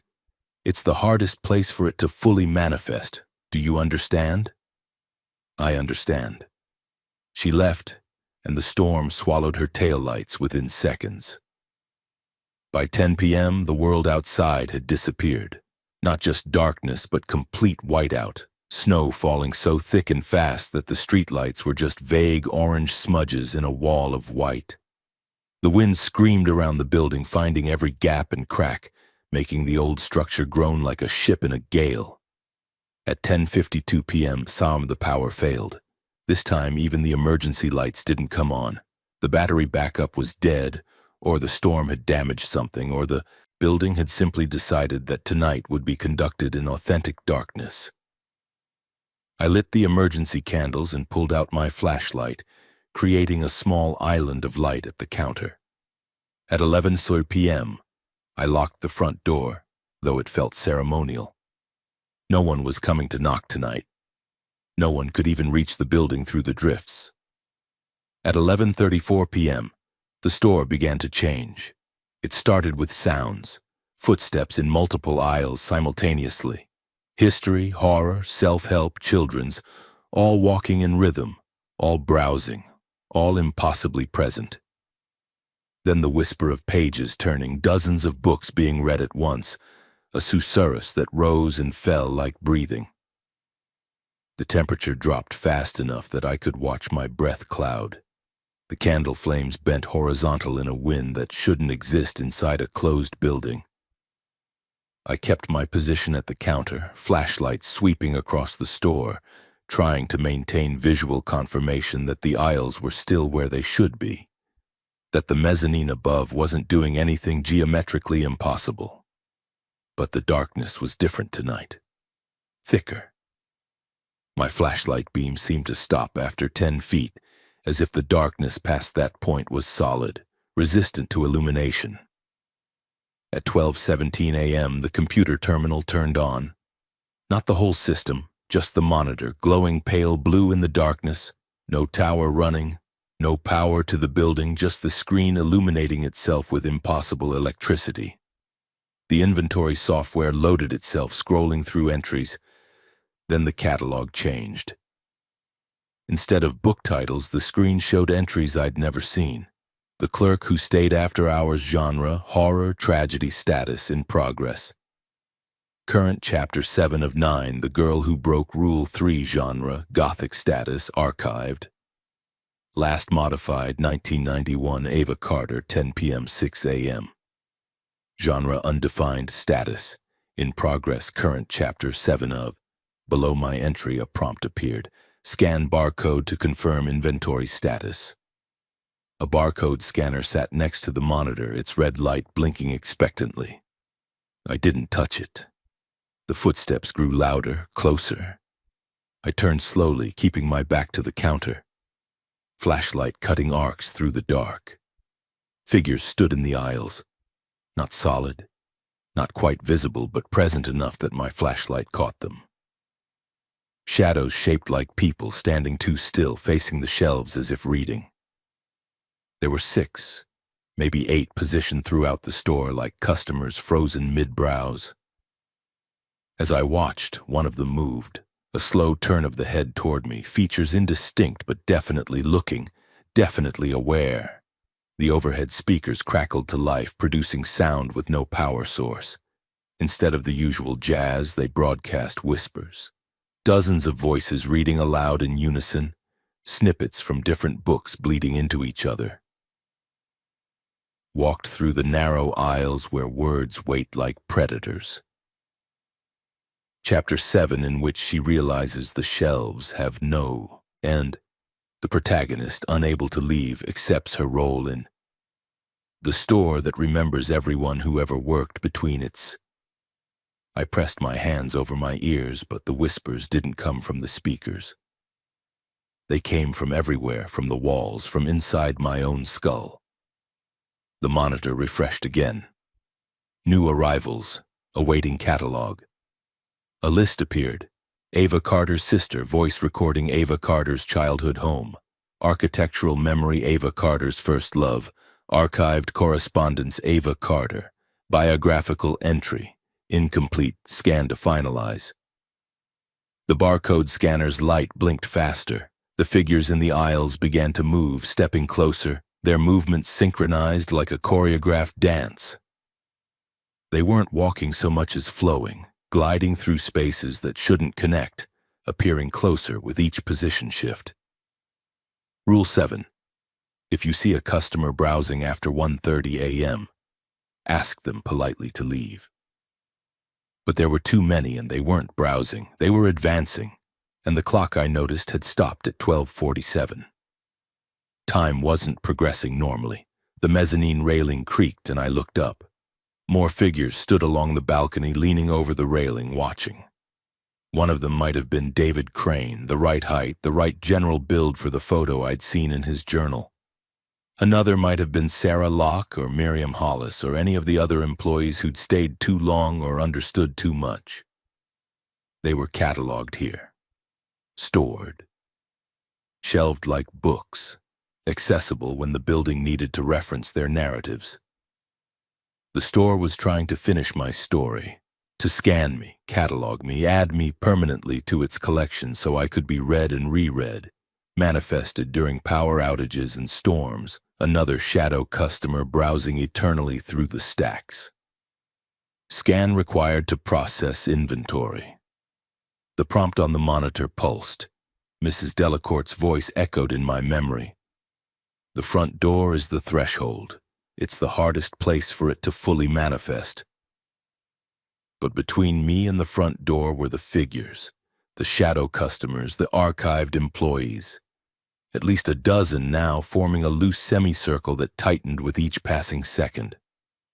I had two choices: try to fight through them to reach the door, or give the building what it wanted and scan myself into permanent inventory.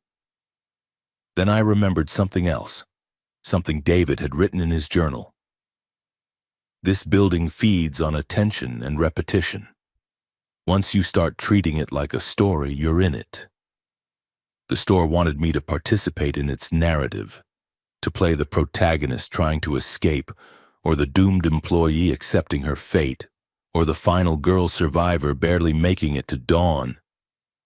It wanted me to scan the barcode, or run for the door, or hide in the back rooms, all narrative choices, all story beats it could incorporate. What it didn't expect was for me to reject the story entirely. The figures were less than 15 feet away now, close enough that I could see details that shouldn't exist. Faces that flickered between identities, hands that blurred at the edges like smeared text. I walked away from the counter, not toward the door, not toward the back rooms, toward the mezzanine stairs, toward the narrow hallway that led to the storage room and the basement door. The whispers increased in volume, confused, trying to redirect me.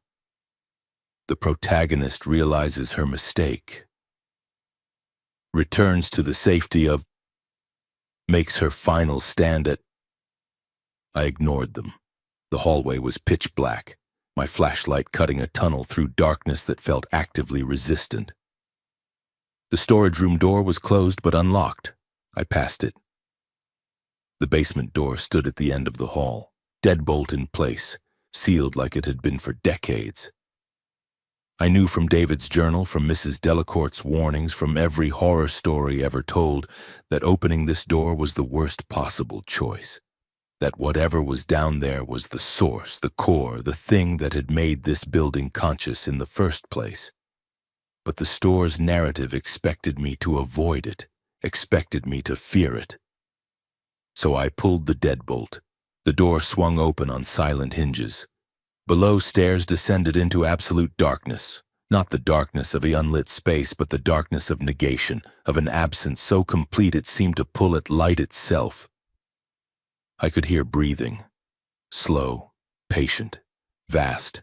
The sound of something that had been waiting for over a century. From behind me, the whispers went silent. The footsteps stopped. Even the wind outside seemed to pause. The store was holding its breath. I walked to the emergency breaker panel beside the basement door, the master panel that controlled every electrical system in the building. Mrs. Delacourt had shown me where it was during training, mentioned it only for dire emergencies. The shadow figures appeared at the end of the hallway, blocking the exit, but they didn't advance.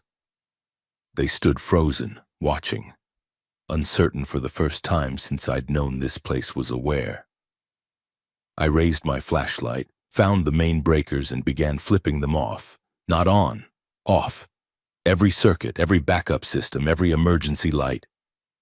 I killed the building's electrical systems completely, plunging Hemlock and Hearth into total darkness.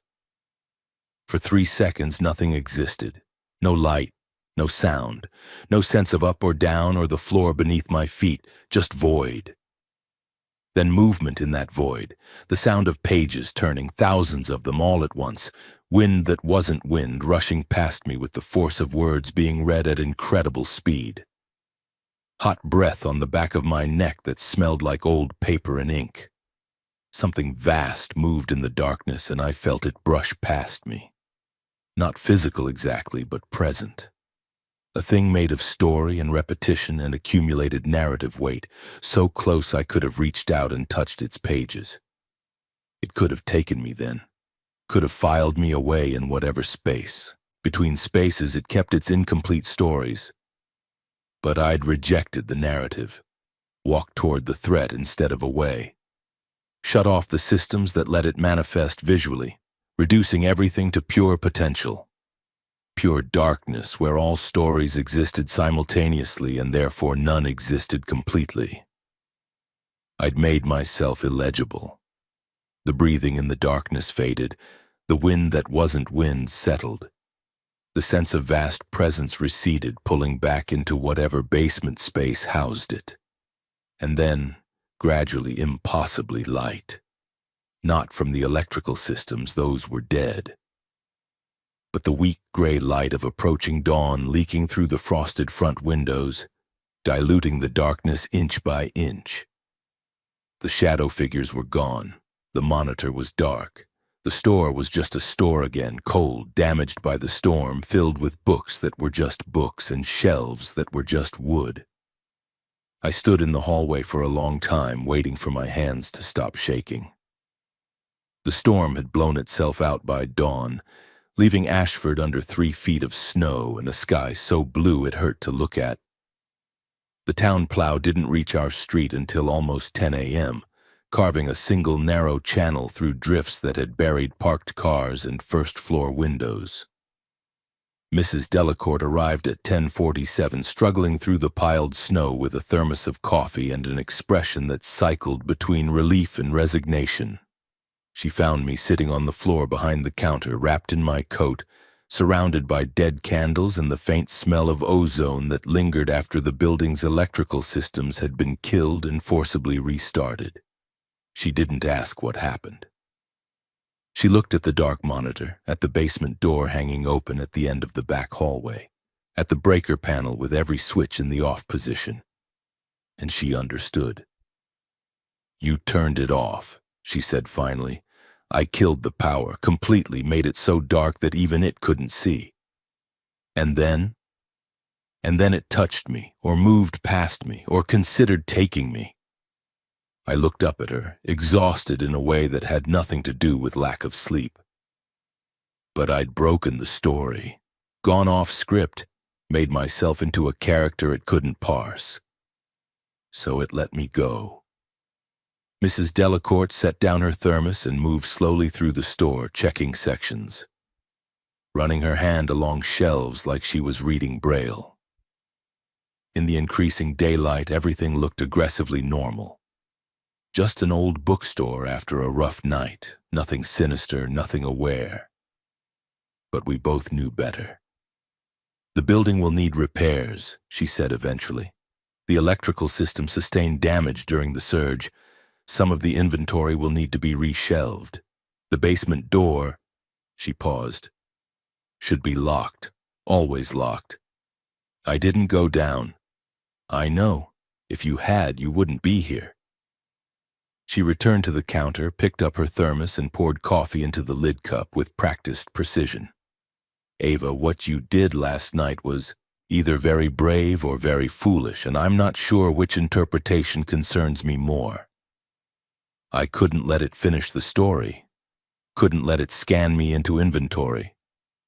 So instead you walked toward the source, toward the thing in the basement that I've spent 34 years making sure no one approaches."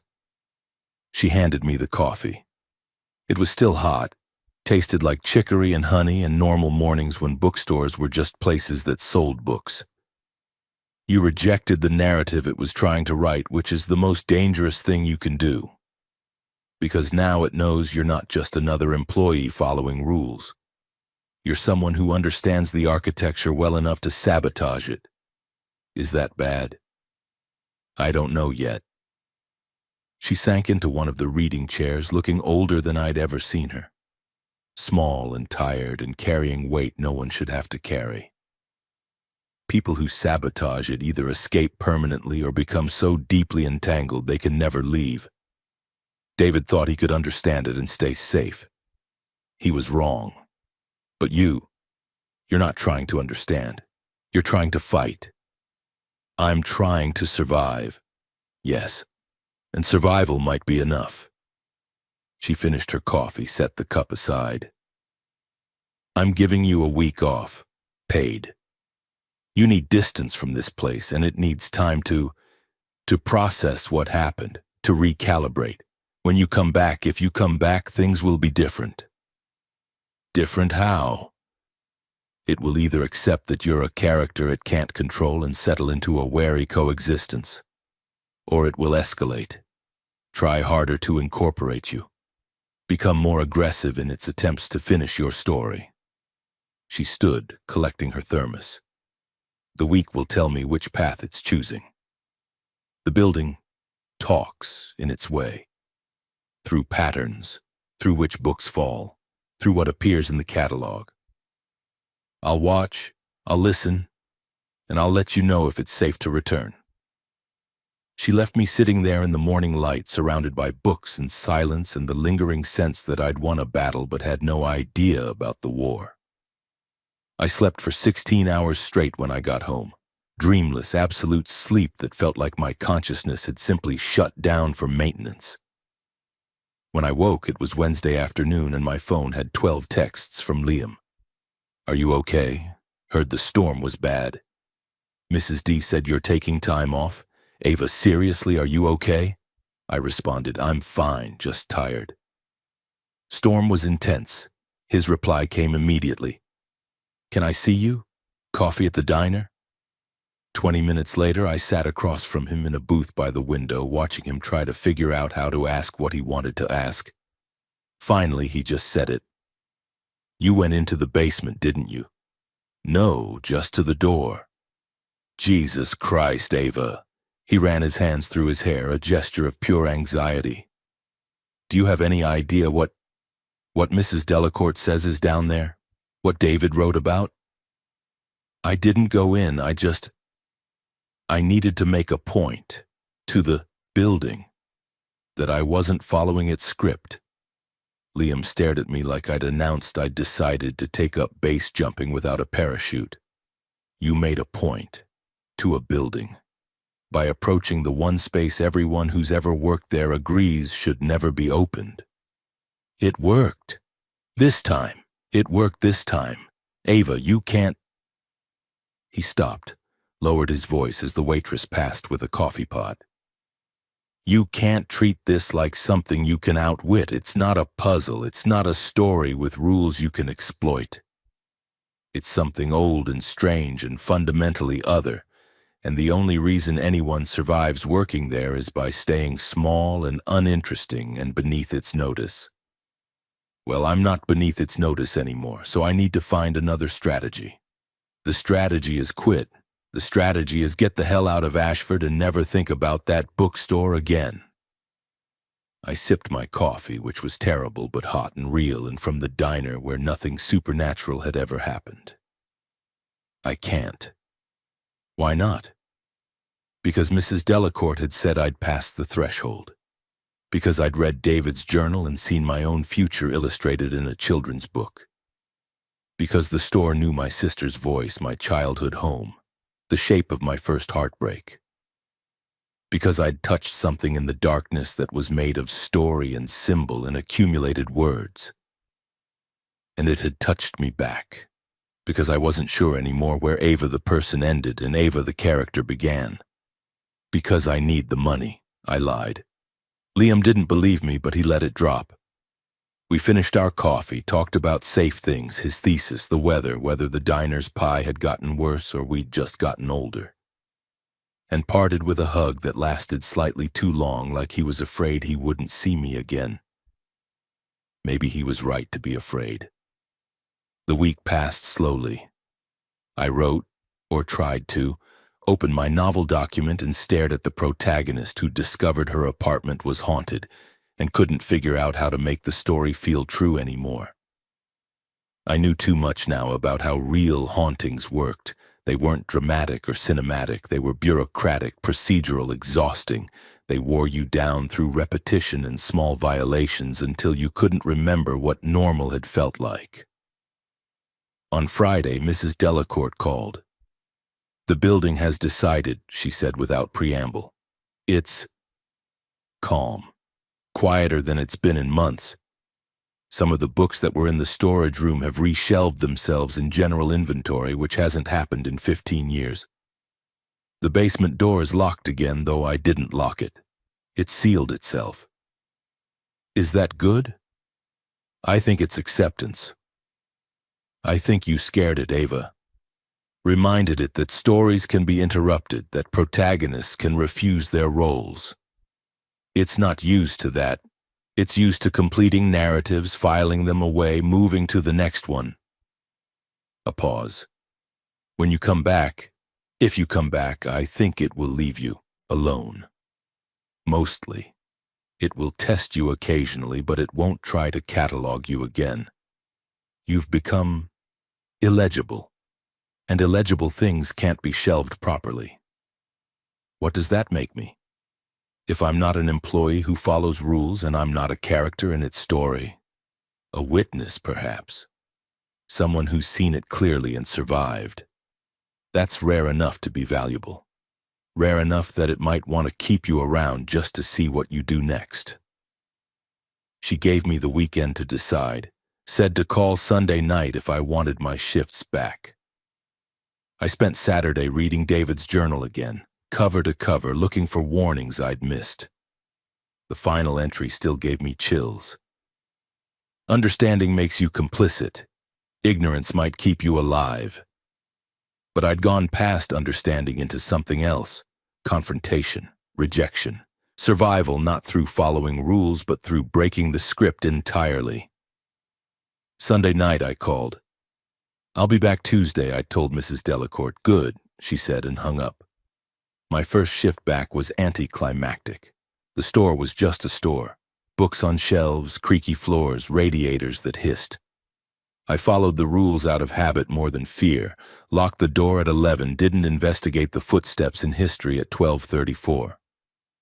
But I noticed changes. The unstickered book that had been in philosophy was now in the checkout counter's drawer, wrapped in brown paper and labeled "Do Not Shelve. Reference only." As if the building had decided it trusted me enough to know it existed, but not enough to let me read it. The storage room door was locked again.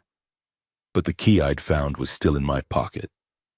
A test, maybe, or an acknowledgement that I had access now for better or worse. And the children's book, the one that had shown me my illustrated future, was gone. Not reshelved, not in storage, just gone, as if that particular narrative thread had been deleted from the catalog. At 3:23 a.m. I heard something fall in the biography section. Against my better judgment, I investigated. A single book lay on the floor, face up.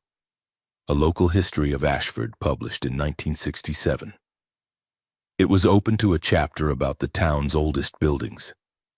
There was a photograph of Hemlock and Hearth, dated 1932. The storefront looked identical to now, but standing in front of it were three people. A man in a suit who must have been the owner, and two younger people in work clothes. Employees, presumably. I looked closer at the employees. One of them might have been David Crane. The other might have been Sarah Locke. But the photograph was from 1932, decades before either of them were born. The building had been telling stories about certain employees for so long that they'd become archetypes, recurring characters who appeared across decades, wearing different faces but playing the same roles. The keeper, the one who reads too much, the one who refuses. I was becoming an archetype too, the one who walked toward the basement and survived. I closed the book, reshelved it, and returned to the counter. At 6:02 a.m., Mrs. Delacourt arrived. She looked at me at the store and nodded slowly. "Welcome back," she said. "Thanks. How was your shift?" "Quiet," I said. "Almost normal." "Good." She began her morning routine, checking the register, organizing receipts. "Ava, I need to tell you something. I've been the day manager here for 34 years. I'm 73 years old. I won't be doing this forever." My stomach dropped. "Are you okay? I'm fine, just tired." And I wanted you to know that when I eventually retire, the building will need someone who understands it, someone who survived it, someone illegible enough that it can't fully control them but present enough that it trusts them to maintain the boundaries. She was talking about me taking over, becoming the next Mrs. Delacourt, the next guardian who spent decades managing rules and warning new employees and carrying the weight of a building that was more story than structure. "I'm not ready for that," I said quietly. "No one ever is. But you're here, and you survived, and that makes you qualified whether you want to be or not." She put on her coat. "Think about it. You have time. I'm not retiring tomorrow, but eventually someone needs to take over, and it might as well be someone who's already looked into the basement and walked away." She left. I sat there in the morning light, surrounded by books that were just books and others that were something more, and wondered if surviving had been a victory or just the end of one chapter in a much longer story. 6 weeks later, the help wanted sign went back in the window. Not because I'd quit. I was still working nights, still following rules, still navigating the uneasy truce I'd established with whatever consciousness resided in Hemlock and Hearth's walls. But Mrs. Delacourt needed weekend coverage, and I couldn't work 7 nights a week without losing what was left of my sanity. "We'll be selective," she told me over coffee at the diner. "Someone steady, someone who can follow instructions, someone who—" She paused. "Someone who has the right combination of skepticism and imagination to survive the first few weeks." "You mean someone like me?" "God, no. You were a terrible hire." But she smiled when she said it, taking the edge off. "You lasted because you're stubborn and analytical, and willing to break rules in order to preserve larger patterns. That's rare. Most people either follow every instruction blindly or rebel against all of them equally. Both approaches fail eventually. So what are we looking for? Someone curious but cautious, someone who needs the job enough to stay past the first incident but not so desperate they'll compromise safety for a paycheck." She stirred sugar into her coffee with methodical precision. "Someone who reads a lot. Readers understand that stories have rules and that breaking them has consequences." 3 candidates applied. The first was a retired accountant who wanted something to keep busy. Mrs. Delacourt politely rejected him after he mentioned he didn't believe in all that supernatural nonsense. The second was a college dropout who seemed promising until he asked if he could stream while working and whether the store had good Wi-Fi. Also rejected. The third was Maya Torres, 22, with a degree in English literature, 6 months of unemployment, and student loans that made my rent look reasonable by comparison. She had good references from a bookstore in Burlington, a quiet intensity that suggested she took things seriously, and the slightly haunted look of someone who'd recently had their life plans demolished by circumstances beyond their control. "Why do you want a night shift?" Mrs. Delacourt asked during the interview while I reshelved nearby, pretending not to listen. "Honestly, because I'm nocturnal anyway. I do my best thinking after midnight, and the idea of being alone with books for 6 hours sounds like the opposite of a problem." Maya smiled, self-deprecating. "Plus, the pay is really good for retail, and I'm guessing that's because something about this job is harder than standard bookstore work." Mrs. Delacourt glanced at me, and I gave a tiny nod. Anyone who walked into the interview assuming the job would be difficult was already ahead of where I'd started. "When can you begin?" "Whenever you need me. Friday night, 9:30. Ava will train you." On Friday, I arrived early to help prepare. Mrs. Delacourt had printed new orientation materials, safety procedures, inventory protocols, the standard retail paperwork, and of course the rule card. It had been updated. Hemlock and Hearth. Night clerk rules. Rule 1. Lock the front door at 11 all p.m. sharp. Do not open it for anyone after that, even if they claim to have forgotten something inside. Rule 3. If you hear footsteps in the history aisle after midnight, do not investigate. That section is closed at night. Rule 5. Do not read aloud from any book that does not have a price sticker. Rule 7. If you see a customer browsing after 1:30 a.m., ask them politely to leave. If they do not respond, return to the counter and do not speak to them again. Rule 9. If you ever see yourself still shelving books after you've gone home, do not come back for your next shift. The new rule had been added in Mrs. Delacourt's precise handwriting, then laminated like the others. Rule 9. My rule. The one derived from David's journal, from my experience in the storage room, from the children's book that had shown me my illustrated future. It was a warning I'd earned, and now it was part of the official protocol, a breadcrumb left for whoever came after me. Maya arrived at 9:33, 3 minutes late, apologizing for underestimating how long it took to find parking on the narrow street. She wore jeans, a flannel shirt, and an expression of determined cheerfulness that I recognized from my own first night, the look of someone who needed this job to work out and was willing to overlook any reasonable concerns to make that happen. "So," she said, looking around the store with obvious appreciation, "this place is amazing. How old is the building?" 1890s, I said. "It's been a bookstore since 1894. "That's so cool. I love old buildings. They have personality, you know." Personality, yes. That's one word for it. I walked her through the basics: register operation, online order processing, where to find packing materials, bathroom location. Standard retail orientation, no different from any other bookstore. She picked it up quickly, taking notes on her phone, asking smart questions about inventory codes and shipping procedures. At 10:47, Mrs. Delacourt prepared to leave. She handed Maya the rule card with the same casual gravity she'd used with me 3 months earlier. Night shift protocols. They'll seem unusual, but they're important. Follow them precisely. Maya read the card, and I watched her expression cycle through the exact sequence I'd gone through: amusement, confusion, skepticism, uncertain humor. This is like a creative writing exercise, right? A fun bookstore tradition? Mrs. Delacourt looked at me. After a moment, I said, "They're serious.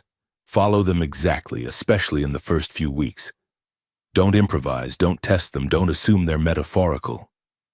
But they're so weirdly specific.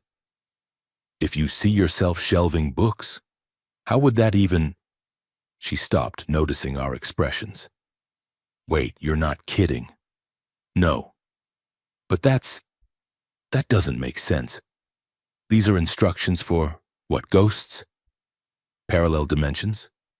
"They're instructions for staying safe," Mrs. Delacourt said quietly. "The building is old. It has patterns. The rules help you navigate those patterns without complications."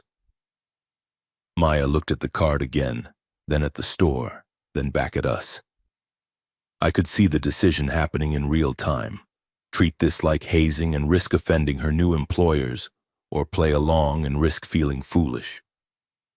She chose the third option: tentative acceptance with significant skepticism. "Okay, I'll follow them. But I reserve the right to be confused about why they exist." "That's fair," I said. "Confusion is safer than certainty anyway." Mrs. Delacourt left, locking the door behind her with that same definitive sound that marked the beginning of every night shift. Maya and I stood at the counter, and I felt the building settle around us. Not threatening, not yet, just aware, noticing the new presence, cataloging her patterns, beginning the slow process of reading her the way it had read me. "So," Maya said, trying to sound casual, "has anything actually weird ever happened here?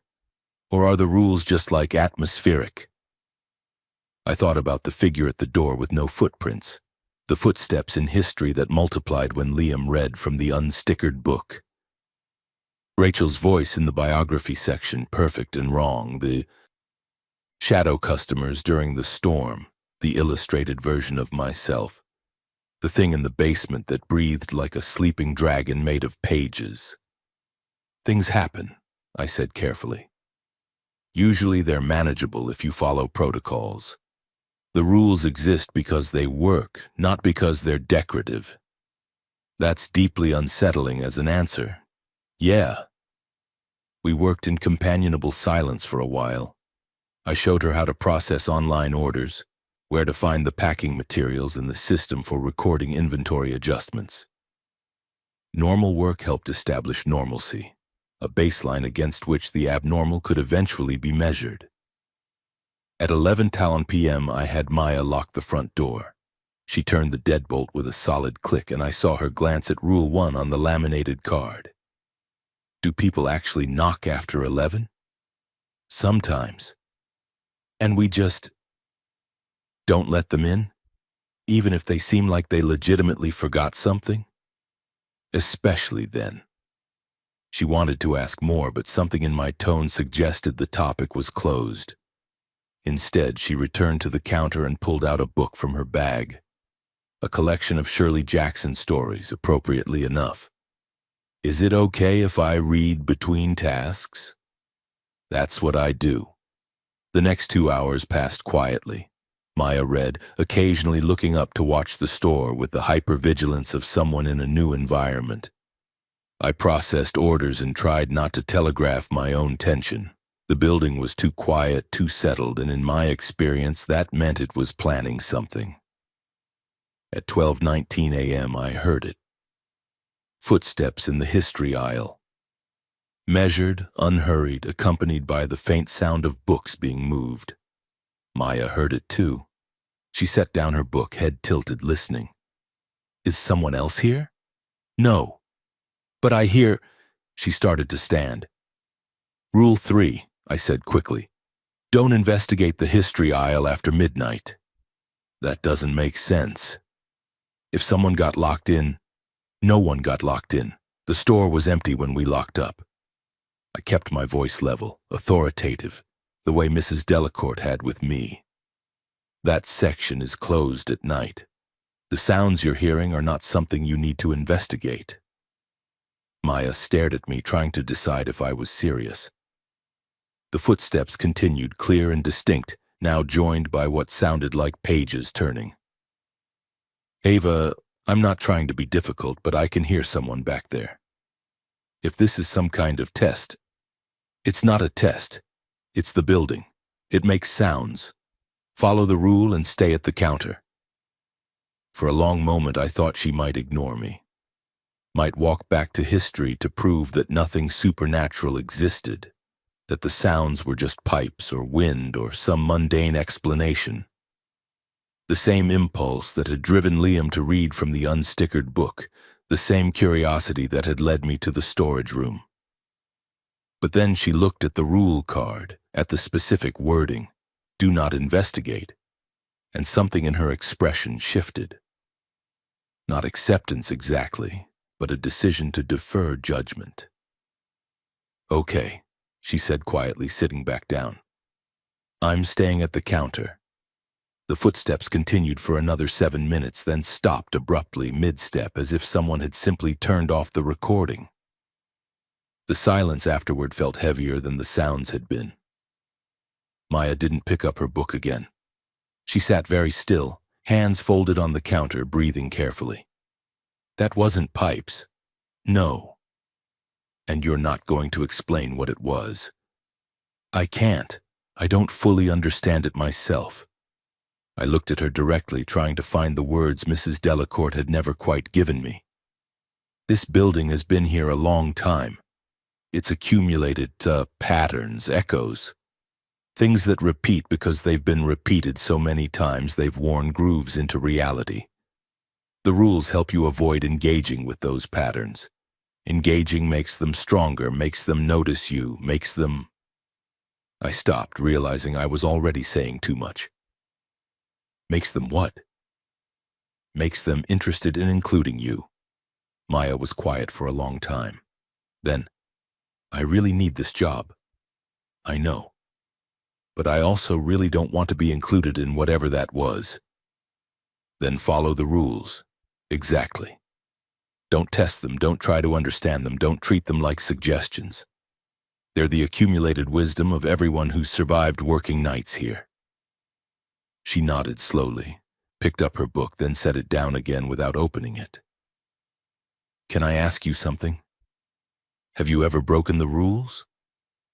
I thought about the storage room, the basement door, the night I killed all the power and walked into absolute darkness.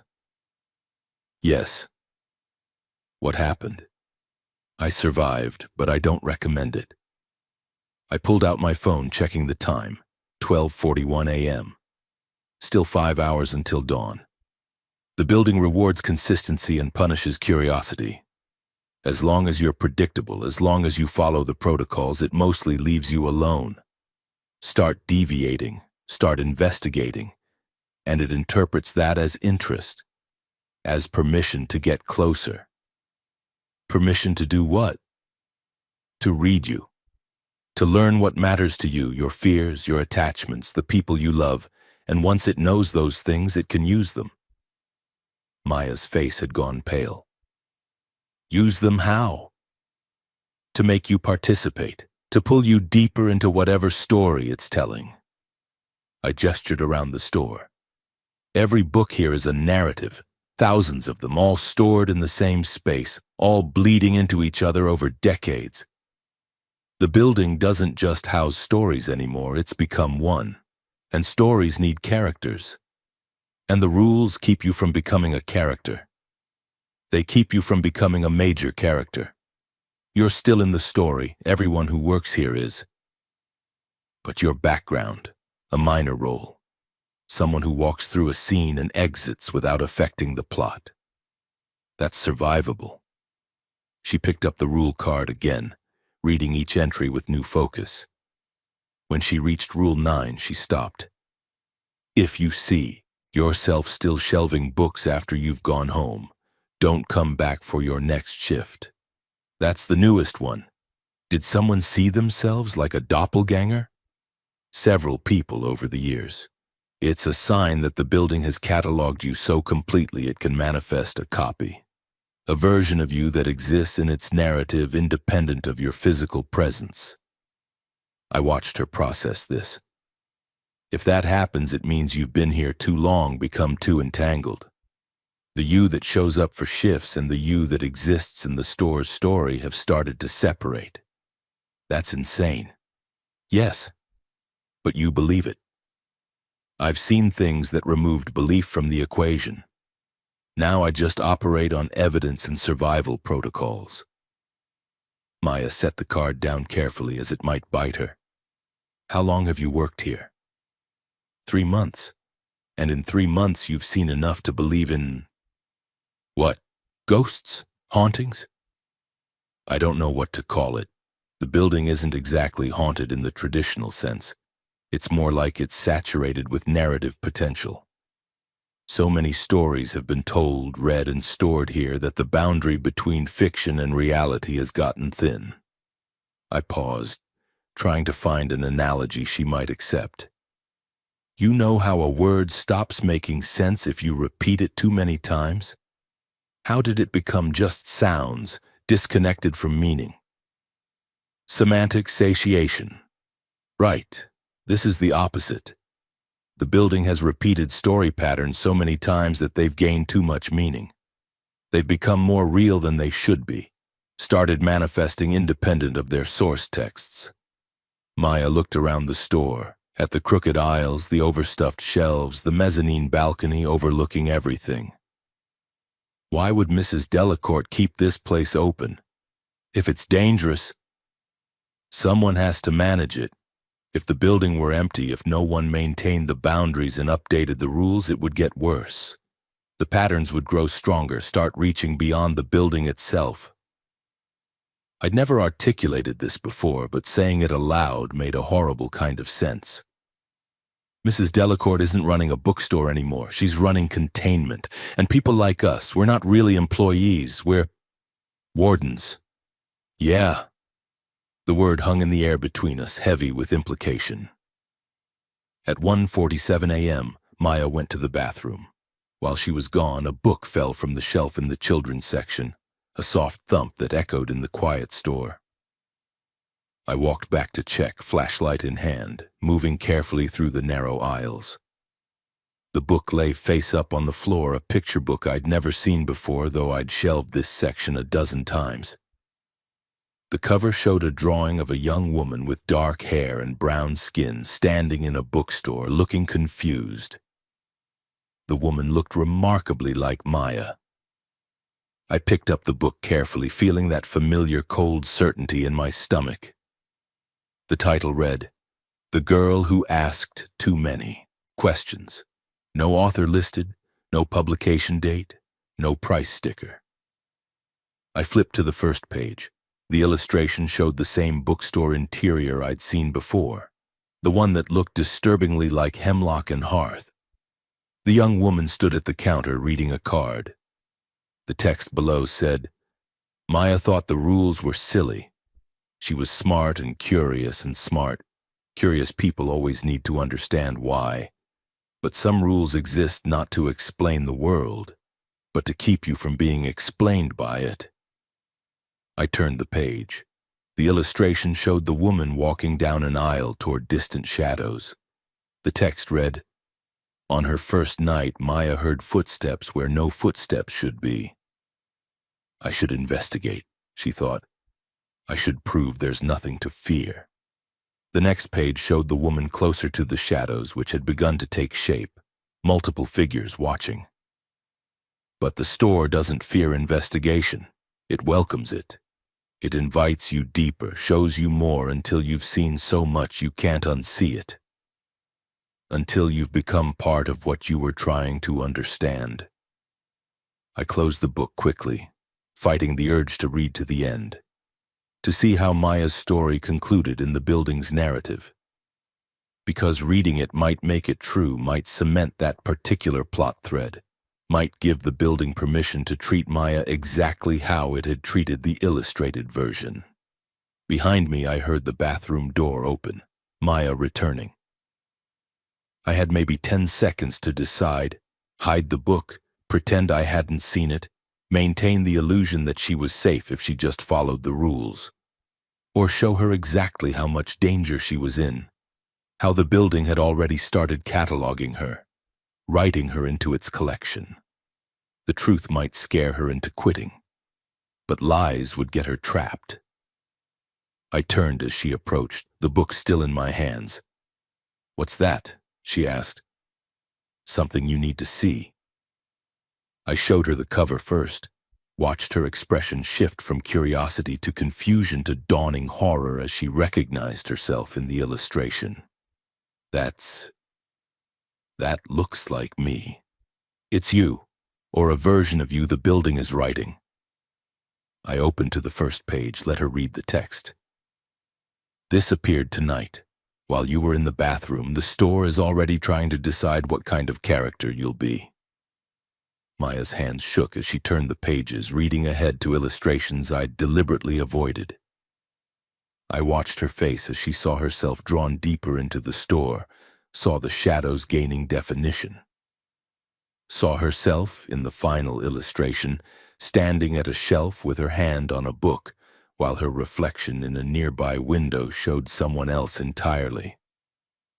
The last page had no text, just an illustration of the bookstore at night, empty except for shadows arranged like customers browsing, and a single figure behind the counter who might have been Maya, or might have been one of the shadows wearing her face. She closed the book with a sharp snap. "I quit. That's fair. I mean it. I don't care how good the pay is. I'm not staying in a building that's writing creepy picture books about me after one shift. I understand, but Maya," I paused, choosing words carefully.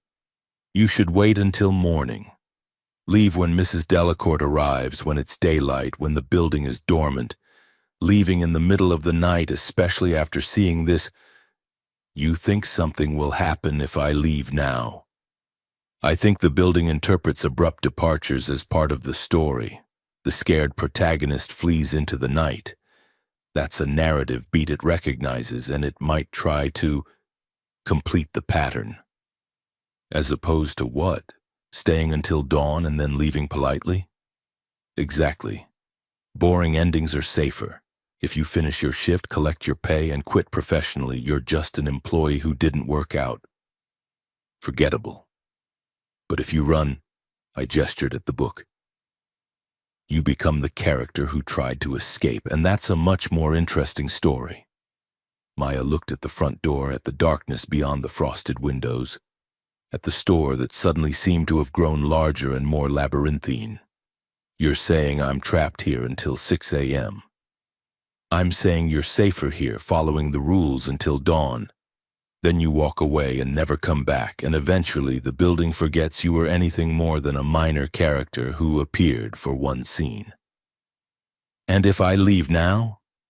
I thought about Thomas Brennan, who disappeared in 1981, about Sarah Locke in her care facility still hearing questions from 2 states away, about the postcard Mrs. Delacour had received, still in the stacks, can't find the exit.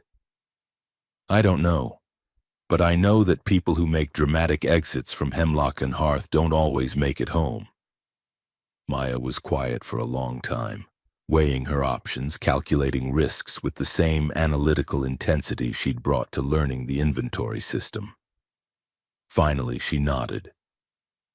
I'll stay until morning, but I'm keeping my eyes on the door, and if anything tries to stop me from leaving at 6, I'm going to start screaming and not stop until someone calls the police. That's fair. We returned to the counter. I took the picture book with us, placing it in the drawer with the wrapped, unstickered volume. Another artifact for the store's collection. Another narrative that hadn't quite completed. The next 3 hours were the longest of Maya's life, I'm sure. She didn't read. Didn't relax, just sat rigid at the counter with her phone clutched in one hand and her car keys in the other. Every sound made her flinch. Every creak of floorboards or hiss of radiators drew her attention. I tried to make it easier by being deliberately boring, processing orders, organizing receipts, talking about mundane bookstore logistics. Anything to create an atmosphere of normalcy, to signal to the building that this was an unremarkable shift, with an unremarkable employee who would be unremarkably leaving. At 2:34 a.m., we heard footsteps on the mezzanine. Maya tensed, but I kept my focus on the computer screen. Ignore it. Just the building settling. There's something walking up there. There's always something walking up there. It's testing you, seeing if you'll investigate, if you'll engage. Don't give it the satisfaction. The footsteps continued for 11 minutes, pacing back and forth along the mezzanine railing. Then they stopped, and we heard nothing else for the rest of the shift. At 5:47 a.m., gray dawn light began filtering through the windows. The store felt different in that light, smaller, more ordinary, like a spell breaking. At 6:03 a.m., Mrs. Delacour arrived, shaking snow off her coat. She took one look at Maya's expression and sighed. You're quitting. Yes, ma'am, I'm sorry, but I can't work here. Did something happen? I pulled out the picture book and handed it to Mrs. Delacour. She flipped through it with no visible surprise, just a weary recognition. It's been a while since it did this. Usually it waits at least a week before starting to manifest personalized narratives. Is that bad? Maya asked. It means the building found you particularly interesting. Probably because you're genuinely curious. The kind of mind that seeks patterns and answers. Those are dangerous traits here. She closed the book and added it to her own bag. I'll file this with the others. You're free to go, Maya. I'll process your resignation and mail your check for tonight's hours. Thank you. I'm sorry I couldn't. Don't apologize. You're making the smart choice. Mrs. Delacourt glanced at me. Walk her to her car, Ava. Make sure she gets out safely. I accompanied Maya through the front door into the bitter morning cold. Her car was parked 2 buildings down, covered in a thin layer of snow. As she unlocked it, she turned back to me. How do you do it? How do you work there night after night, knowing what it is? Carefully, I said, and with the understanding that some jobs aren't really about the work. They're about managing something that would be worse if left unmanaged. You sound like Mrs. Delacourt. Yeah. I'm starting to realize that might be inevitable. Maya got in her car and started the engine. Through the window, she said, Be careful, Ava. Don't let it finish writing you. I'll try. She drove away, and I watched until her taillights disappeared around the corner. Then I returned to the bookstore where Mrs. Delacourt was updating the employee ledger. She lasted 4 hours, the older woman said without looking up. That's actually better than average for people who see their illustrated futures. She was smart, knew when to quit. Yes? Mrs. Delacourt closed the ledger, looked at me with those sharp, tired eyes. The position is still open. Weekend nights. Are you interested in additional hours? I should have said no. Should have recognized this as the trap it was. More hours meant more exposure, more entanglement, more risk of becoming so deeply written into the building's narrative that I'd end up like Mrs. Delacourt, managing it for decades because I couldn't leave. But I thought about what would happen if no one took the shifts. About the building without proper supervision, its patterns growing stronger, its boundaries expanding. About the next Maya who might walk in and not have anyone to warn her. I'll take the shifts, I said, until you find someone else. Mrs. Delacourt nodded, unsurprised. I'll update the schedule.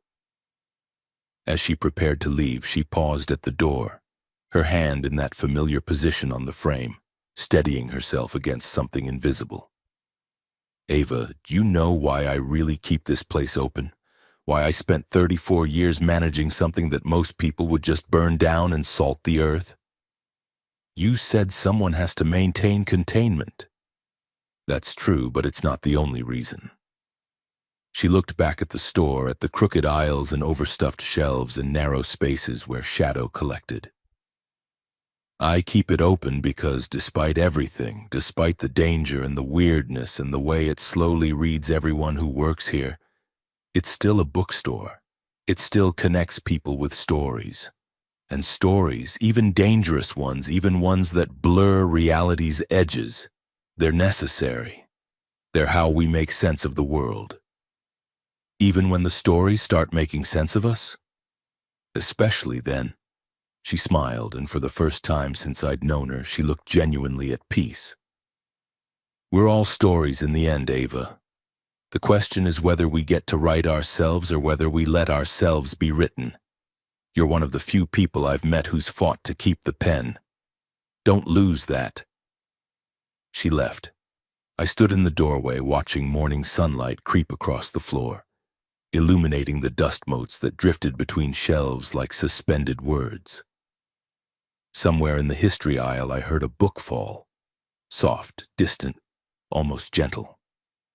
I didn't investigate. Epilogue 2 months later, a new help wanted sign appeared in the window. Night clerk needed. Small independent bookstore. Quiet, cozy environment, experience with rare books preferred. Inquire within. The interview process was more rigorous this time. Mrs. Delacourt and I developed a screening system.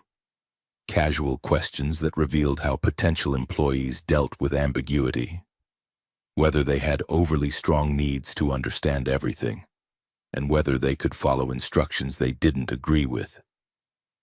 We found someone eventually, a quiet woman in her 40s named Lauren, who'd worked library night shifts in Boston and seemed genuinely unbothered by unusual occurrences. I once had a patron claim he'd checked out a book that didn't exist, she told us during the interview. Insisted we had a copy, described the cover, quoted passages. We never found it in the system. After 20 years in, Libraries, you learn that some things don't need explanations, just documentation. She was perfect. On her first night, I gave her the rule card, now laminated with Rule 9 included, and watched her read it with calm acceptance. "These are oddly specific," she observed. "They need to be," I replied. Have you ever broken them?" "Yes, I don't recommend it." She nodded, tucked the card in her pocket. "I'm good at following rules, that's why library work suited me." Lauren lasted 6 months before she moved to Oregon for family reasons. By then, I'd been working at Hemlock and Hearth for 9 months, had processed thousands of orders, reshelved tens of thousands of books, and had learned to navigate the building's moods and patterns with something approaching confidence. Mrs. Delacourt started leaving earlier, trusting me to handle closing procedures. Started letting me update the rules when new patterns emerged. Started training me subtly for the role I'd known since that conversation in the morning light I would eventually inherit. On my 1-year anniversary, she gave me a key to the storage room and a small leather-bound journal. Blank pages, expensive paper. "For documentation," she said. "Every guardian keeps records. David did, I do, and eventually you will. Not to understand we've learned that lesson, but to remember. To track patterns so the next person doesn't have to start from scratch." I accepted the journal, feeling its weight in my hands, literal and metaphorical. That night, alone in the store at 3 a.m., I opened the journal and wrote the first entry. April 15th. 1 year at Hemlock and Hearth. The building knows me now, knows my routines, my habits, the shape of my attention. It tests me less frequently, having cataloged what it needs. I hear footsteps sometimes that might be my own, echoing from other nights, other shifts. The boundary between Ava the person and Ava the night clerk is thinner than it was. Mrs. Delacourt says she'll retire in 3 years. Says I'll be ready by then to take over as primary guardian. I don't know if anyone's ever ready for that, but I understand now why she stayed so long. Why Marcus Webb and David Crane, despite escaping, despite surviving, still sent Christmas cards and postcards and maintained some thread of connection. We're written into this place, not as characters exactly, but as editors. Curators. The ones who maintain the boundaries between story and reality, who keep the patterns contained, who warn the next generation that some books are better left unopened and some doors are better left locked. It's not the job I applied for, but it's become the job I need to do. Because someone has to keep the pen. Someone has to prevent this place from writing itself into the world beyond these walls. And right now, tonight, that someone is me. I closed the journal, returned it to the drawer beside the wrapped, unstickered book and Maya's picture book, and all the other artifacts that documented the building's attempts to finish stories it had started. From somewhere in the children's section, I heard pages turning. I didn't investigate.